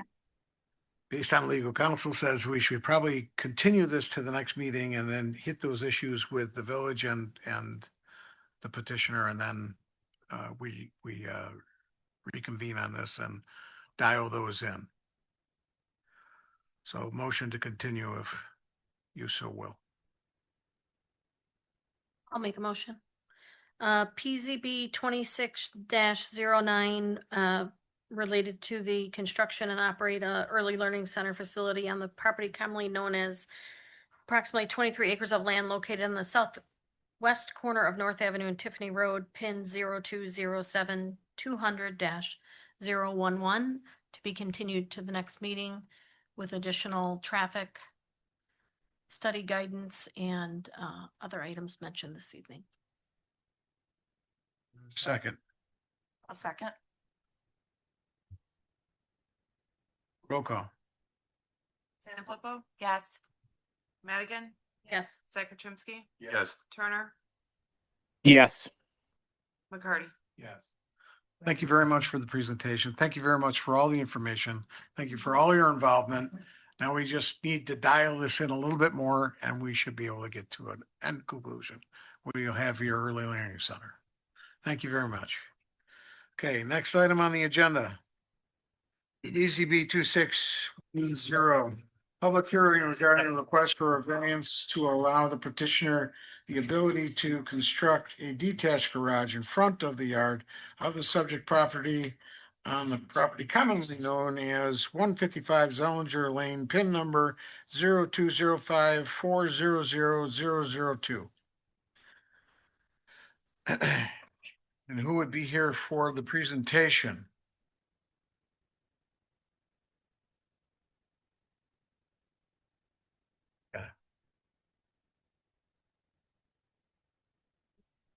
Mark?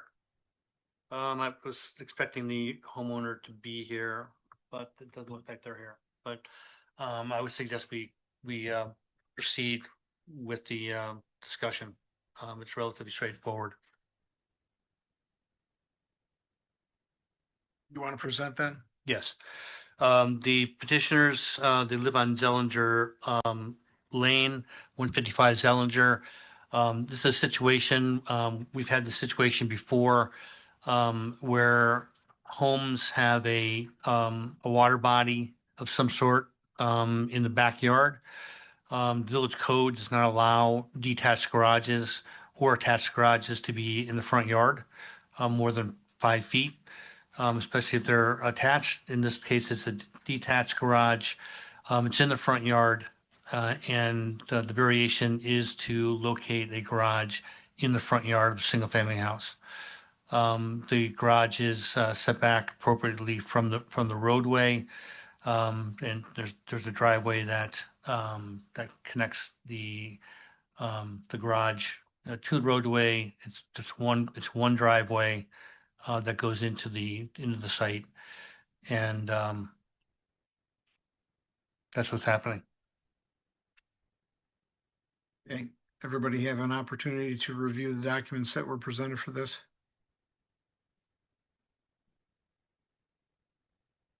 I did. I'm very familiar with this property. Chance?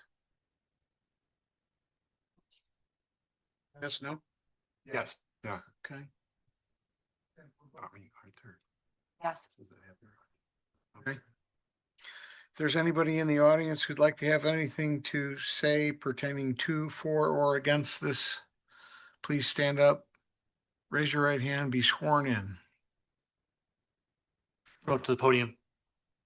Please come on up front.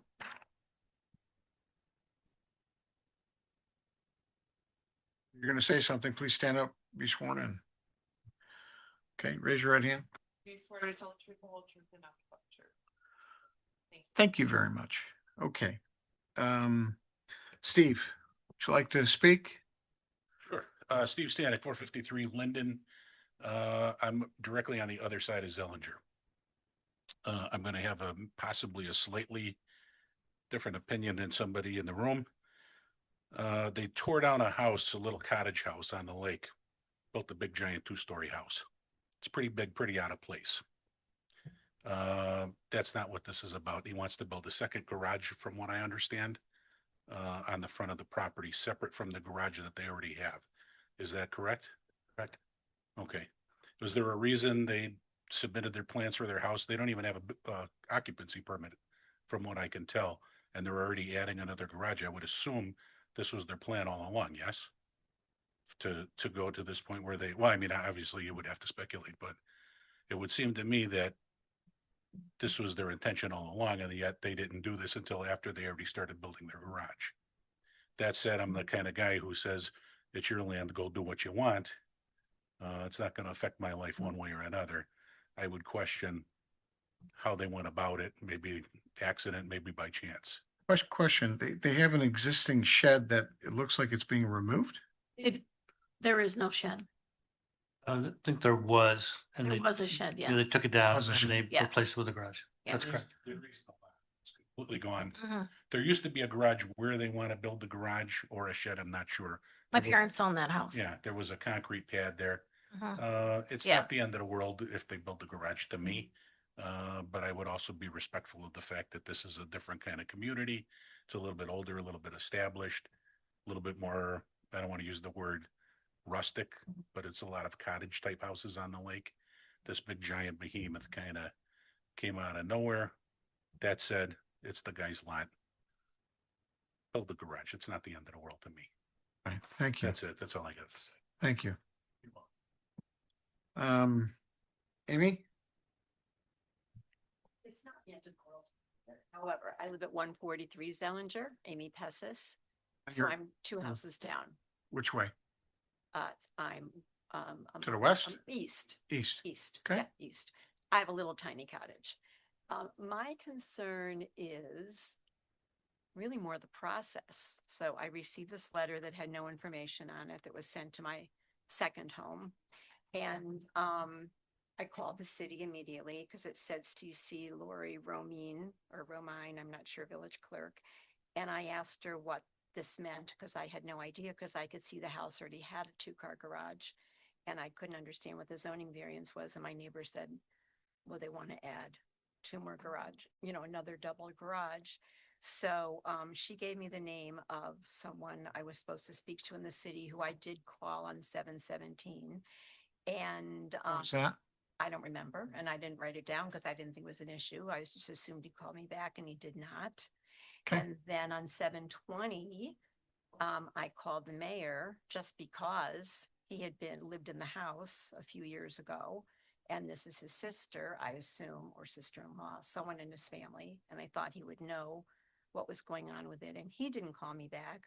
So I guess I couldn't get any information. And now I'm coming to see that it's for this very large. Yeah, I feel the same way. Build what you want to build on your house, but let your neighbors know, because it's a very casual little lake community. And most of the houses are set back enough that there's a lot of property and there's not a lot of concrete. And right now, at one point, the entire backyard property, which is now kind of the front yard of the house, was concrete. And now if they add this very large garage, and they already have a 2-car garage, it just is ugly. And I don't think that's a precedent that should be set for the neighborhood. So and I kind of wonder why nobody wanted to talk to me about it. You don't have an answer for that. I certainly don't know. I don't. So how do I follow up on that? Well, we're Isn't there some type of a law about open meetings and all of that and? in an open meeting presently. So, yeah, but like, We take your comments. yeah, but. We aren't you take that supposed under to- advisement. But don't you post, during- isn't there some? This has been posted. Posted, Yes, but what? you received a letter from the, Just the petition for, but I didn't know what the petition was for. It just says a garage, right, but there was a garage, so how would I understand that? Garage is attached. This is a I'm not sure what the letter says, but most likely it says a very, So you get the letter. Yep. The individual gets the letter, and then you're not allowed to ask a question about it. For sure. at the meeting. of course you are. Well, I did. I called twice, no problem back. So why? I'm not sure. From the city? I am from the city, yes. My name is Mark Janik. I return every phone call that I get. I'm not sure who you called, but I called, the person who was put on this letter. Village clerk. So Mark, maybe you could just give her your contact information so she could Sure. contact you and have a further discussion.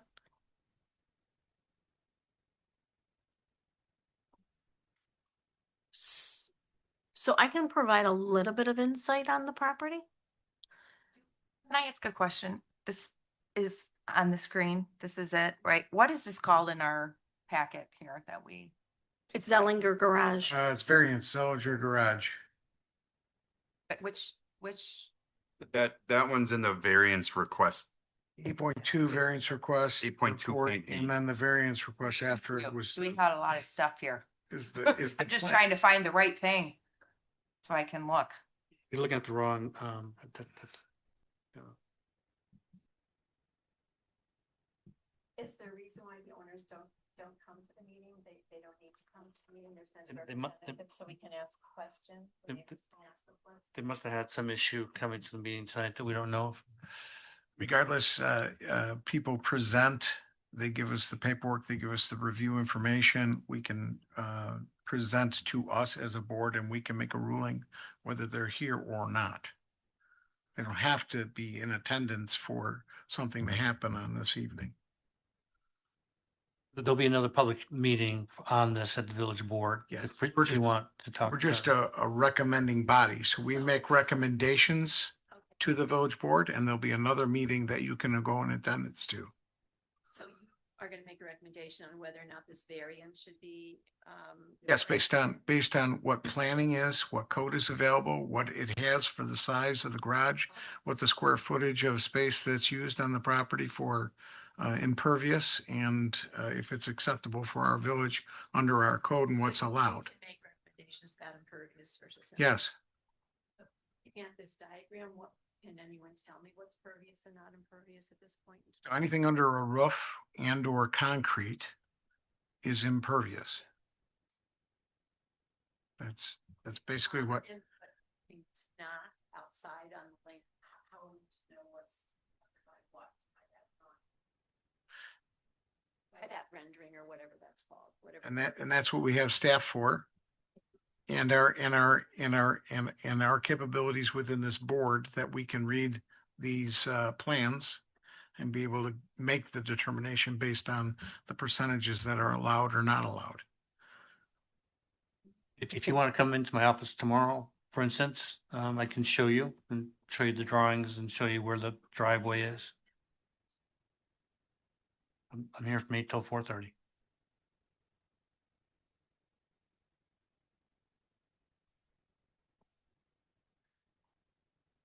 Ms. Sanfilippo, you have anything does anybody else have anything else to say to this effect?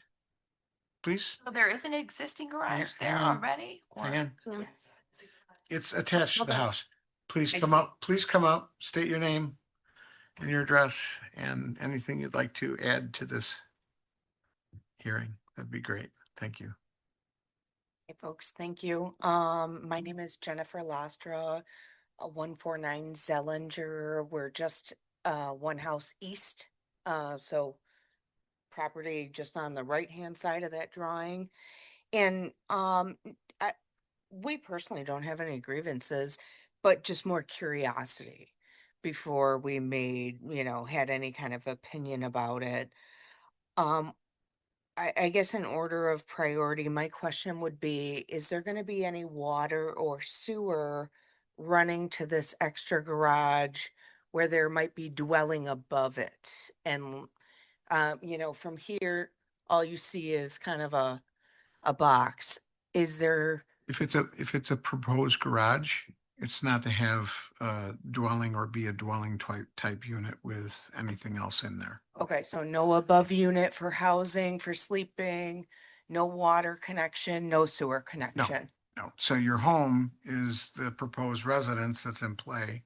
That's the same size and or if they added to it, put a second story on it or whatever, then that's what they got permits for and were given from the village and did their work. Okay. The So- garage, if it was a proposed garage with living space, it would state that. Okay. And then that would be a completely separate animal, which wouldn't even hit our codes or be available to us. Okay, and Mr. McCarty, I hate to interrupt. I have a question about that because I'm looking at this drawing, proposed garage. It says TF equals 819.3 square feet, I'm assuming. And then GF, so is it 2 stories? No, No, top of foundation Okay. is at 813. That's what that means. Okay. Yeah, Because I was looking at the other one next to it and it, 819.3 elevation is top of foundation. okay. Top garage, or what is that? Foundation. Yep, so. No, ground, Ground foundation. what is that? I don't have the drawing here, but it's another elevation of the ground, but no, there's Yeah. not a second story on this garage. No. Yes. say for, It's 3 inches above ground level. So your foundation is 3 inches above ground level. Gotcha. It is a single-story garage meant for storage and or garage use. They don't have an elevation of, or a side elevation plan of it because it's being proposed as a single-story garage. The square footage, I don't see it right offhand. Do we have a drawing of what this will look like when it's finished, like with landscaping in the drive? Because it said one drive. Yeah. But the house as it sits right now with the attached 2-car garage is back further. That's correct. This is gonna be more at the street level, right at the street side? Well, Approximately 30 feet from the street. right, so it's It has a double driveway coming in like this. no, So- there is no driveway currently. So this property was a 2-bedroom, 2-bath ranch with an attached garage. It had a more than double wide driveway that went from where the garage was all the way to the street. Right. My parents there was a old 1-car garage on the property, very close to where this was, where this Right. existing or proposed garage is. It was gonna fall down. So my parents took it down, came to the village for a garage to be placed there and was denied. And my parents did get approval to put in a concrete slab to park 2 cars in, and then our shed was behind that. So there were 2 separate driveways and there was grass in between. Right now, this view is all dirt. I have a picture on my phone if you want to see it. But it's nothing but dirt. So it's hard to even tell where this garage is gonna go, and it's hard to visualize where they're gonna put the driveway. So the whole front is gonna be asphalt then? I believe that the Actually, it looks there. Pretty much.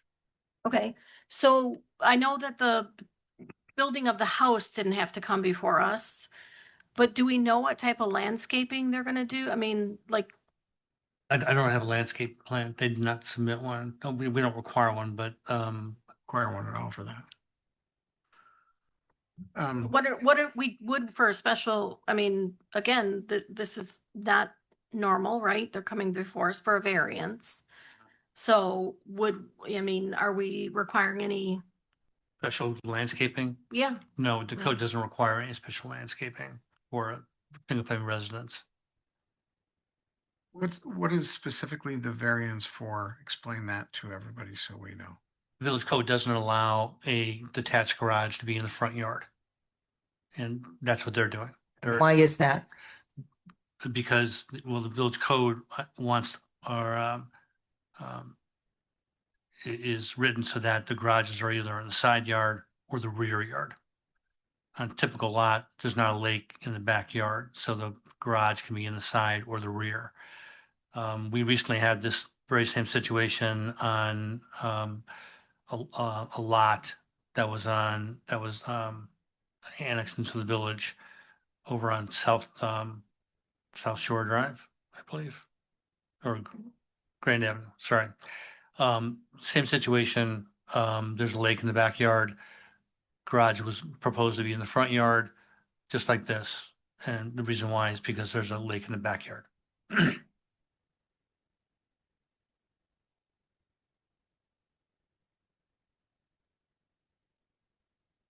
don't think your question was clear, so that's why we were kind of. Mm-hmm.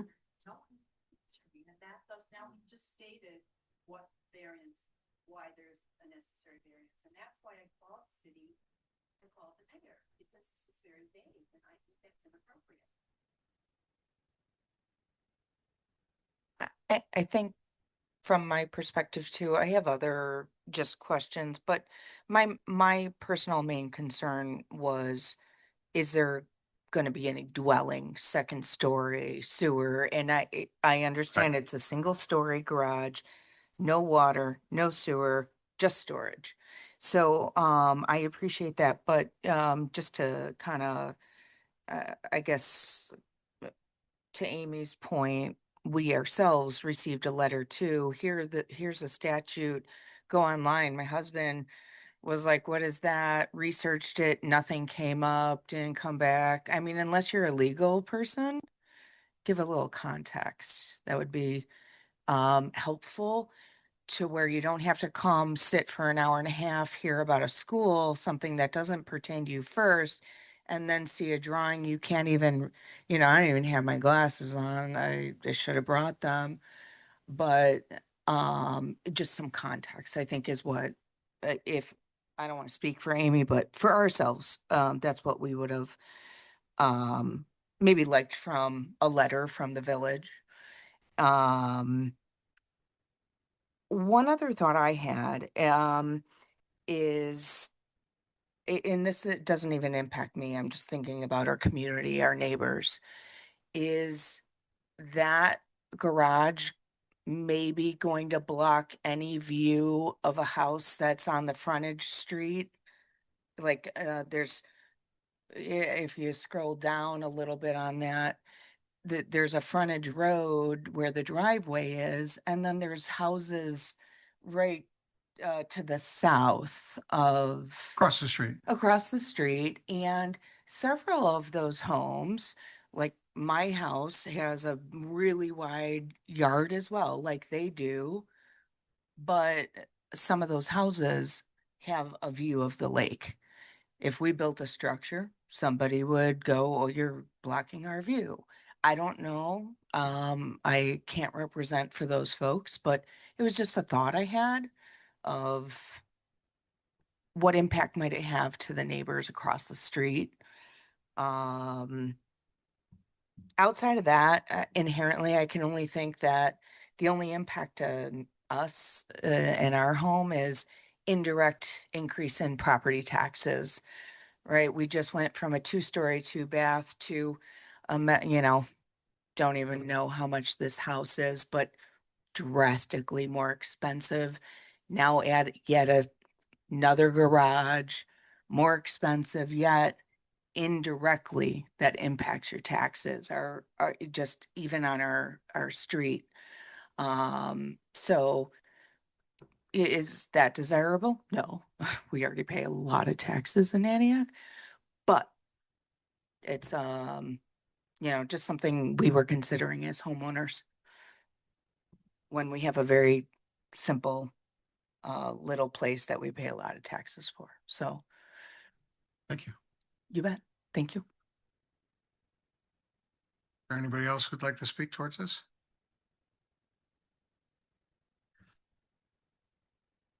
So am I looking at this correctly? Is there a new proposed driveway into the proposed garage? So there's gonna be two driveways on Well, is that right? Yes, it looks like it's an expansion of the one driveway to get to both of these. Looking at this and there's a proposed drive into, I assume this is the existing Garage. garage of the proposed residence. And then this would be a detached garage in the front, and I understand, since they're on the lake, If the- why they want to do that. The I see that proposed garage though was stone previously? Was it? it was a gravel? concrete slab. No, gravel into the one that was attached to the house. No, it was a asphalt driveway. Asphalt driveway. Yeah. Okay. No,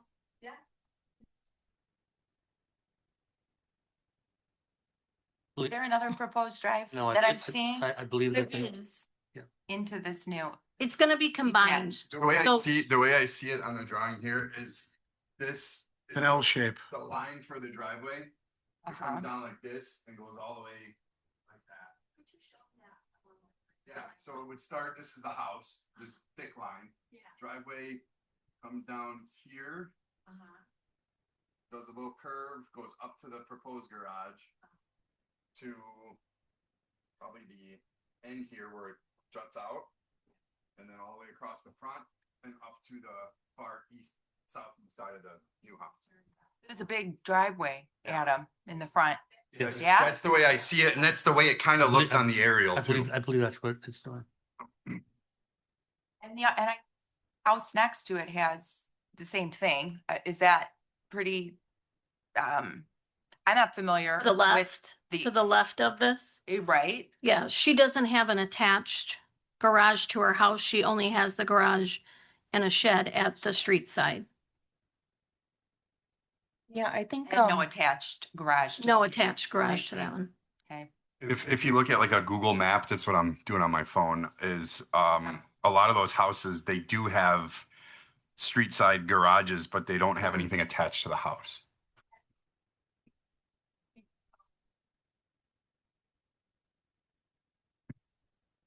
I mean, 163's got one out front. 171 looks like, is that a garage? Yeah, the one directly to the right does not, that's, I think, your house, right? You have an attached garage, you don't have a detached. we have a detached. It's right against the house. Yes. Oh, yes, yeah, yes. you know what? You're right. I'm sorry. Yeah, there was a little walkway. 191 looks like it has a shed and a garage. 2 doors down, is that? Okay. 180, I'm sorry, 181, that was. 183 has a garage in front with a pretty big. Got a question, So maybe this is a silly question, but why are we considering approving a variance on a home that already has a garage?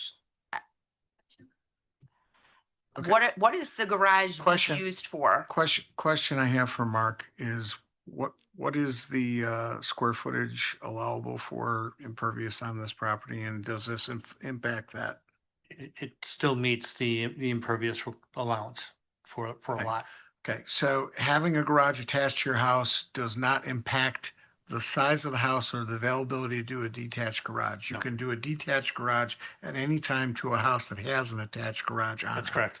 The size of the garage that you are allowed to do for a detached garage has to be below 600 square feet, I believe, within especially the lake area of what we're talking about.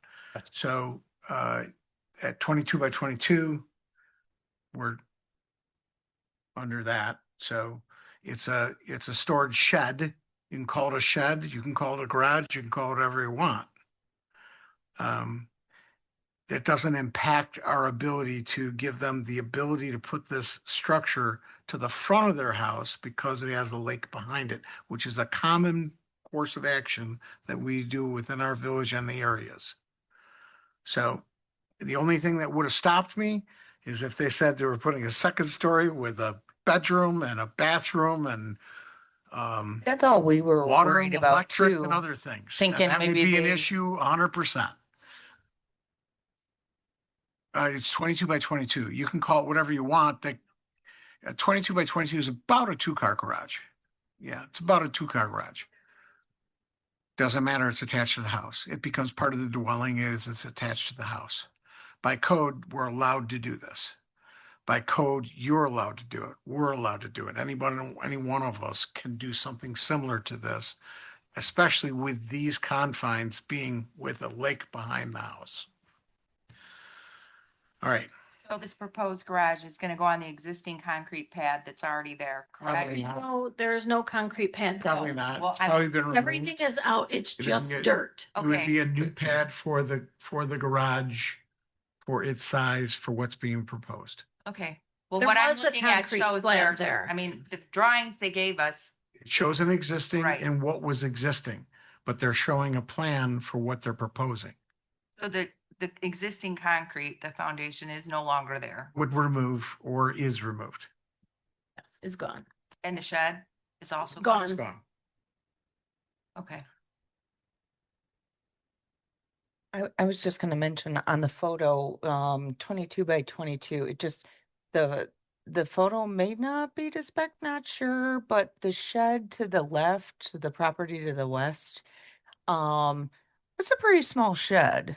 And that photo's looking like the garage is kind of the same size, depth wise. So I don't know, That shed is sideways on that property. Regardless, that's on Yeah. someone else's property. That Mhm. doesn't have to be a yeah. depiction of exactly what's there on the next door property. and What the- we're considering is what's on this property right now and what they're presenting. Right, and I was just like, my mind knowing the area, I was like, oh, it's like showing a comparison to the shed next door, and that's super small.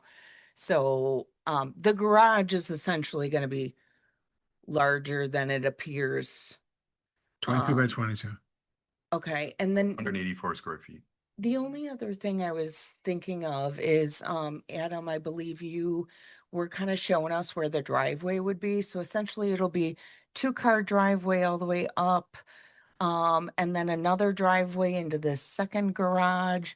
So essentially almost the whole width of their All property the square footage that's allowed to put down impervious property is gonna, is within spec for our code, correct, Mark?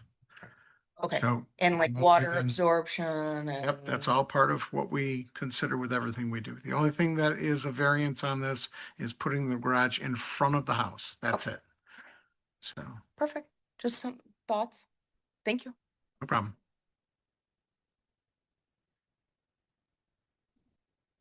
Ms. Sanfilippo, anything else?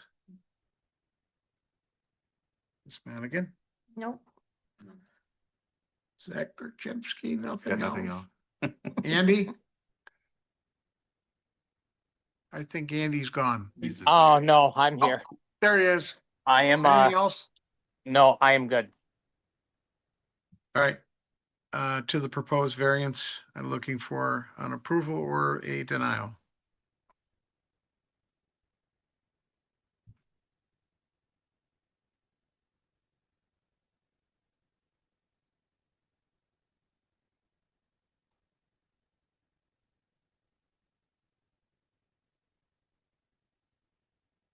Anybody? For future reference, I think it would be nice. I understand normally we wouldn't have a diagram or whatever of landscaping. I'm sure these folks, based on the house that they built there, probably had some landscaping design in place. It would just have been nice to see some of that. Not required under code. I understand it's not required, Bob. Well, I understand, but I still. can ask and There- try to get that. I'm not saying that you have to get it now. I'm just saying in the future, it would be nice to see, Got it. because when you're looking at this diagram, you have nothing to go off of, and that's a lot of asphalt to be putting in front of the house. And so, again, Still to code. I understand that, Bob, but I'm just saying, as passionate as you were about the school and the traffic, I'm just saying it would be nice to see what this is gonna look like, considering right now, it's a mess. It's all mud or dirt. There's nothing there. You can't even visualize what's going to be there. think it's difficult without the petitioner being here as well. When As they well, already yes. have an attached garage, Okay. why we're requesting a variance to add a garage in the Well, front? a lot of people, so an example, I mean, right? I live on a lake Mm-hmm. and I have an attached garage. And if any of my neighbors wanted to put a garage in the front, I'm gonna be honest, I wouldn't be too happy if they were requesting a variance to put a garage in the front. But do a lot of your neighbors have sheds? Not allowed in our neighborhood. Oh, okay. So no, Okay. they don't.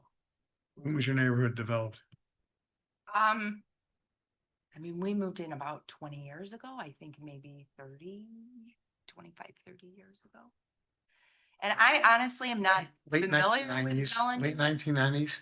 Yeah, This is going back to the, and I'm not 50. familiar with these cottages or this neighborhood, and if this is common for over there to have the front. It is. Yes. It is. And I can understand if you don't have that attached to your residence, but in this case, they have an attached. I think a lot of people use Part that without the instead petitioner for, being here, have all that asphalt in the front. excuse me, Yeah. this is not gonna be a back and forth. We're already up to our comments up here. I'll call you back up in just a minute. Okay. Thank you.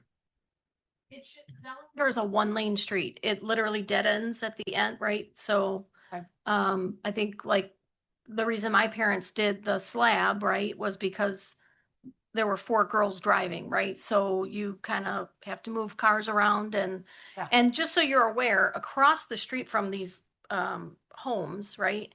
They own parcel across the street. So you could park there, right? That was my parents' argument. Do you want us having our kids park on the lawn across the way? Or you want to give me, the ability to put a concrete slab to park cars on, right? So again, and I would say the comment regarding your, the folks that live on that side, not being able to see the water, you've paid a premium to live on the water. They haven't. So enjoy your water. And I do mortgages for a living. Your house will not be a comparison to this house. This house will be an outlier. It'll be hard for them to find comps for that. So that's my 2 cents. With that, I will make a motion for PZB 26-10 I don't know, because on the agenda, there's no number. Oh, 10, just 10. Public hearing regarding a request for a variation to allow the petitioner the ability to construct a detached garage in the front yard of the subject property on the property commonly known as 155 Zellinger Lane, pin 0205-400-002, to approve the recommendation to move forward with the stipulations outlined by the staff. Is there a second?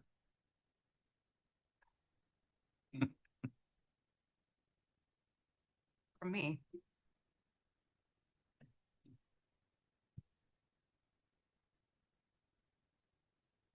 Is that a second? No, Oh, I don't want to second that. okay.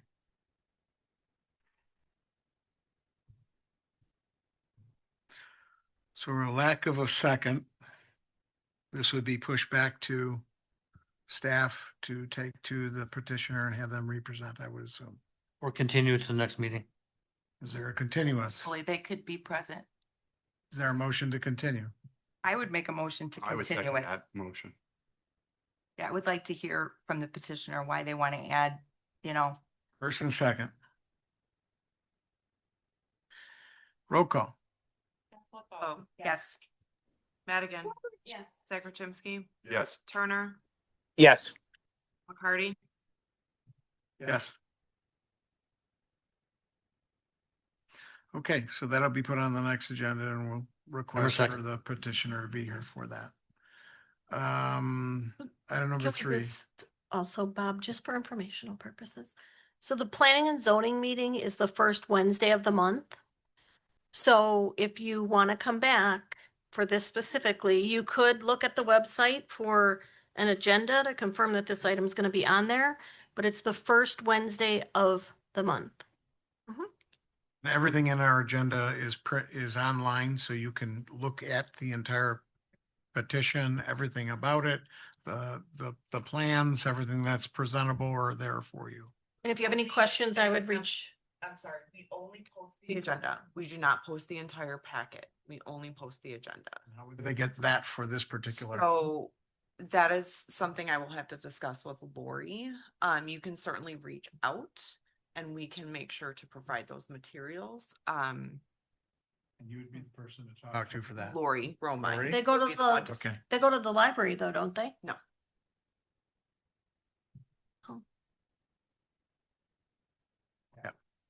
So you can reach out to the village, to our clerk, and she'll definitely get you whatever information you need. You can reach out to Lori Romine, who is the person you reached out to before. If you don't get a hold of her, you can reach out to myself.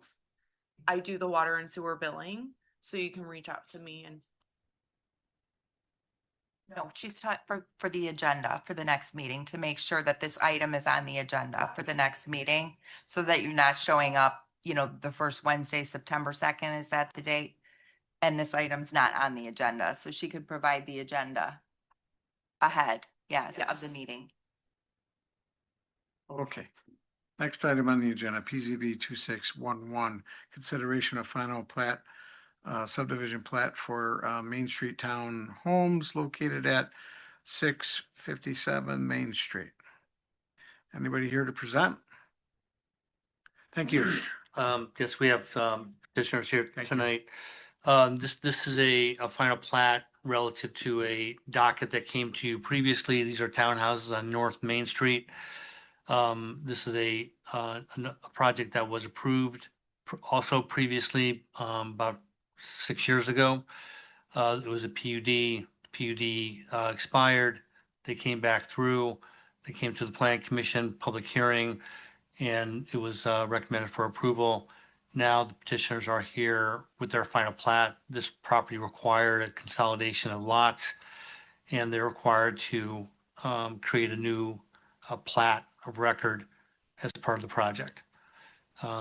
There's no change in the site plan, no change in anything that's already been recommended for approval. This has also gone to the village board, but they are now coming back through for final plat. Anybody here to speak towards this or against this? Please stand up, raise your right hand and be sworn in.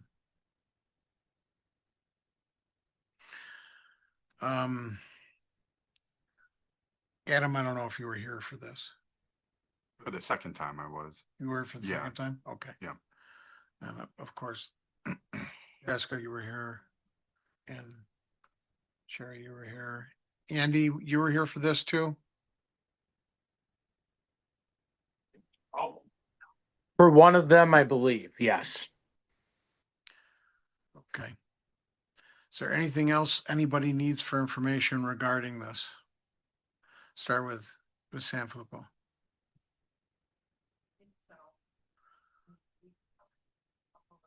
Already, so.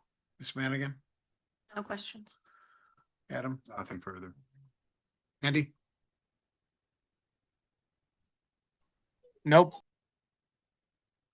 Okay, then I'm looking for a motion to approve or deny So I will make a motion to approve PZB 26-11, consideration of the final subdivision plat for the Main Street Townhomes located at 657 Main Street with the 3 stipulations. by staff. Yep. Is there a second? Second. Second by Adam. Roll call. Yes. Madigan. Yeah. Sakraczymski. Yes. Turner. Yes. McCarty. Yes. Okay, that'll be passed on to the village board for their consideration.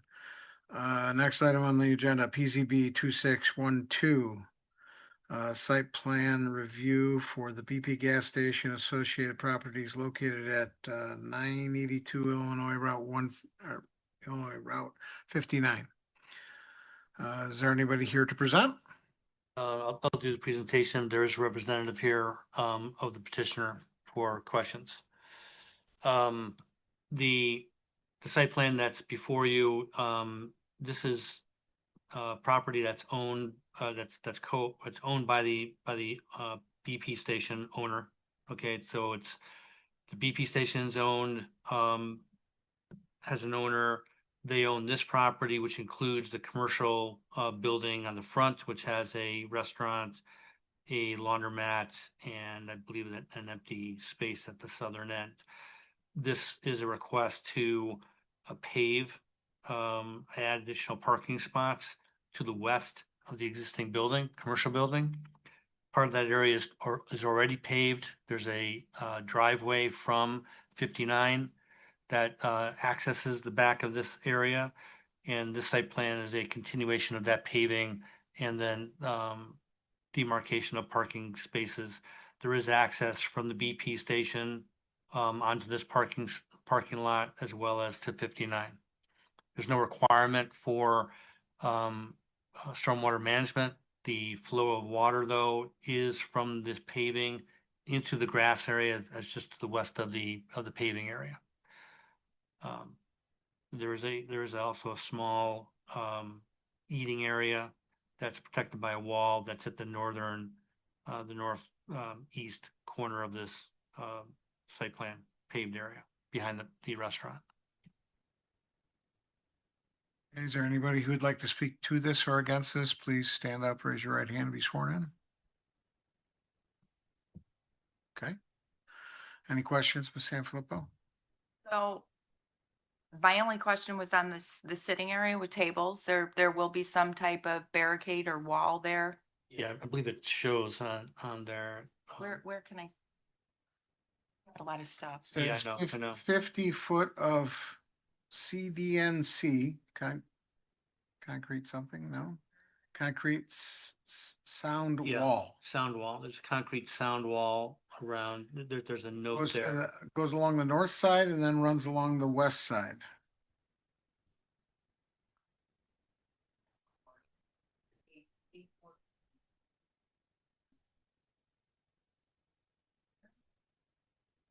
Oh.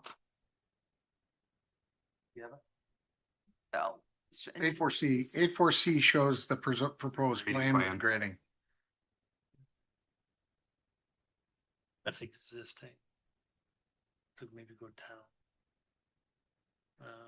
So just be. I'll keep going down. There should be another site plan.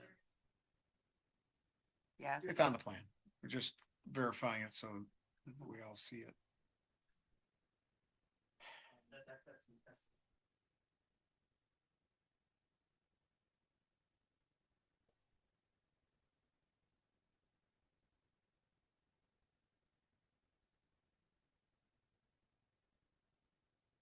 Oh, I see.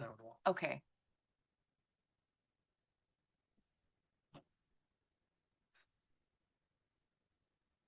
And the sitting area is like behind that then. Yeah, the restaurant. Yep. Okay. Oh, I see the Between the patio. restaurant and the wall. Okay, I see. Thank you. That's the only question that I had. Madigan. I guess I'm just Clear. curious if there's any environmental relevance to putting on an asphalt cap parking lot over there, if it just doesn't matter. What do you mean by environmental? Like if they have any contamination originating from the presence of a gas station or release, sometimes when you are trying to get, a site closed, you would put a engineered barrier in the form of an asphalt. Sure. I was just, I guess, curious if that had anything to do with this or if they're just expanding parking. There's expanding parking. I'm not aware of any sort of spill relative to this gas station. Was there an environmental study done on anything for this or in contingent to what this is proposed for? I think that's where you're coming That's from. my question. Yeah. Generally speaking, there's almost always an environmental study done whenever you're doing development on property. I can ask. But I'm not familiar with anything. I'd have to ask you to stand up, be sworn in, raise your right hand. You stand up. Give us your name.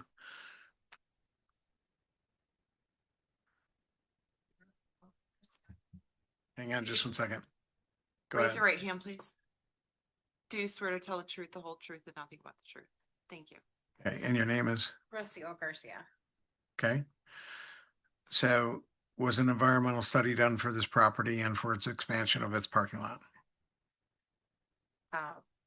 Cindywood property. be best to answer that question. I'm not sure. Who's that, Sonny? Yeah, the property owner. And he's not here? He's not. So I came in his place, but I can ask him and have him. I don't know that it changes my mind on anything. I was just curious, like if it was a two-pronged thing, like the IEPA is requiring it because. No, not, I mean, he would have told me. Okay, okay. I'm not. And I mean, clearly my outfit states why I'm asking, so. No way. Cut it out. But Couldn't be. you know, I mean, I know there's some history on that gas station with past releases and leaking underground storage tank incidents, and just wondered if this was a continuation of maybe remedial efforts that can oftentimes take 30 years before they're remedied to the satisfaction of the state. So more of curiosity really than anything. So the parking is gonna be behind the actual businesses, not kind of attached to the gas station. It's behind the restaurant and the laundromat. So just so you know, when a gas station has tanks underground, that can leach across streets. Oh. Yeah, and I mean, Across looking at the yards. grading plan and knowing Across that, everywhere. knowing that area, I mean, the tanks are, what, on the west side? Yep. There, southwest side of the actual. Just north of Yeah. where the. And everything proposed- slopes to the south and to the southwest. So that's where it's gonna go. The natural progression for it to go that direction. And we are accompanied by bodies of water right behind these properties. Two properties to the south, we have a body of water. So And I mean, if my memory serves me right of that area, it's kind of a mess with the gravel and the Right. dirt and. Yeah. Which is why I'm not On the- necessarily opposed to this. I just Right. So I was mean. curious if it had any environmental. I mean, there's annual, as you know, there's annual testing on. Oh, all yeah. these things. And I So mean- if there was, they would know it and they'd be doing more than just this. So, Mr. Turner, do you have any comments? No, I'm enjoying learning more about environmental and what Adam does, but I'm good here. Same here. Okay, the only comment I have is the concrete trash pad. Typically, when we have a restaurant or something else that happens within our community and they build a new restaurant, we have to do some kind of enclosure. Yes, we are planning to do that. It doesn't state anything on the plans for an enclosure. So do we have any type of an elevation or idea of what that elevation would be? Is it going to be out of concrete block, wood structure, fence? Structure.